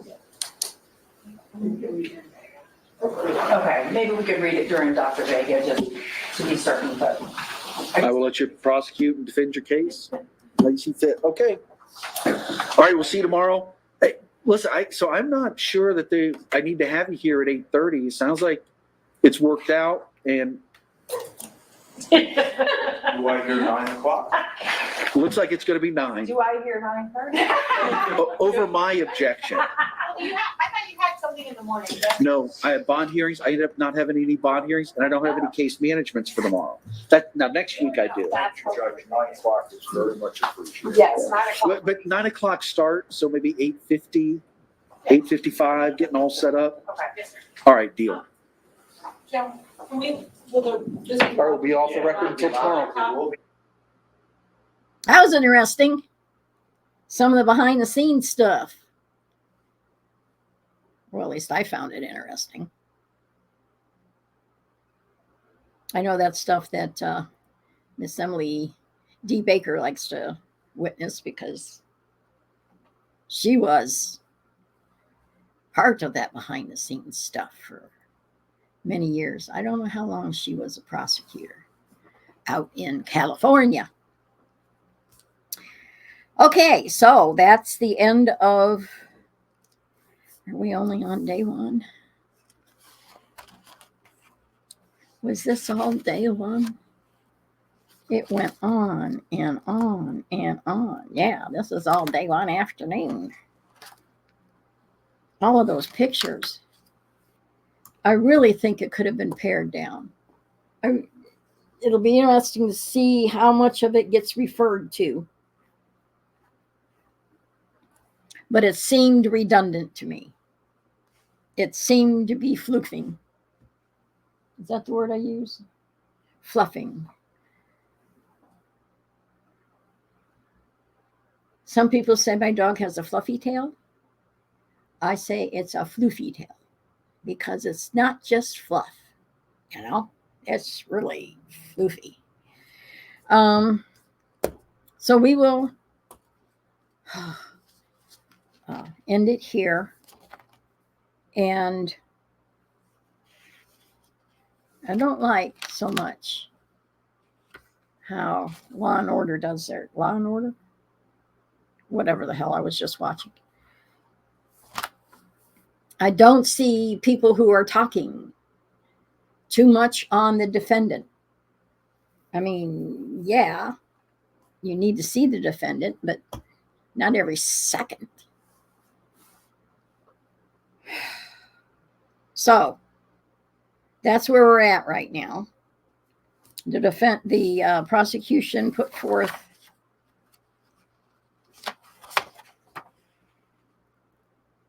how many?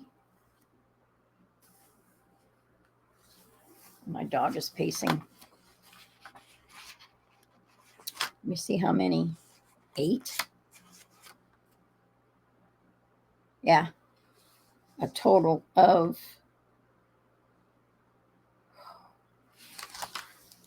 no. Isn't there one more?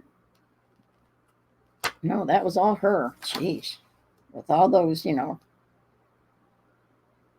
34 to 82 photos.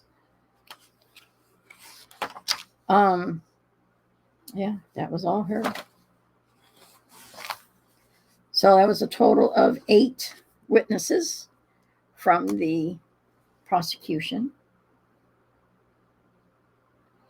I like Mr. Taylor, who is the defense's attorney, Neil Taylor. He made some really good points. In my limited education of law stuff. So we will close it out for day 1. Hope you come back for day 2. I find this interesting.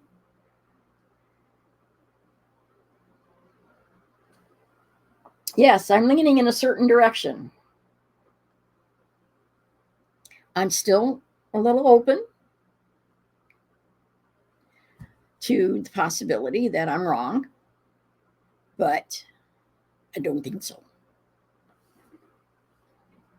So we'll see how it all plays out. So we will go ahead and close it out for today, and we will see you tomorrow. And so until tomorrow, you take care and God bless.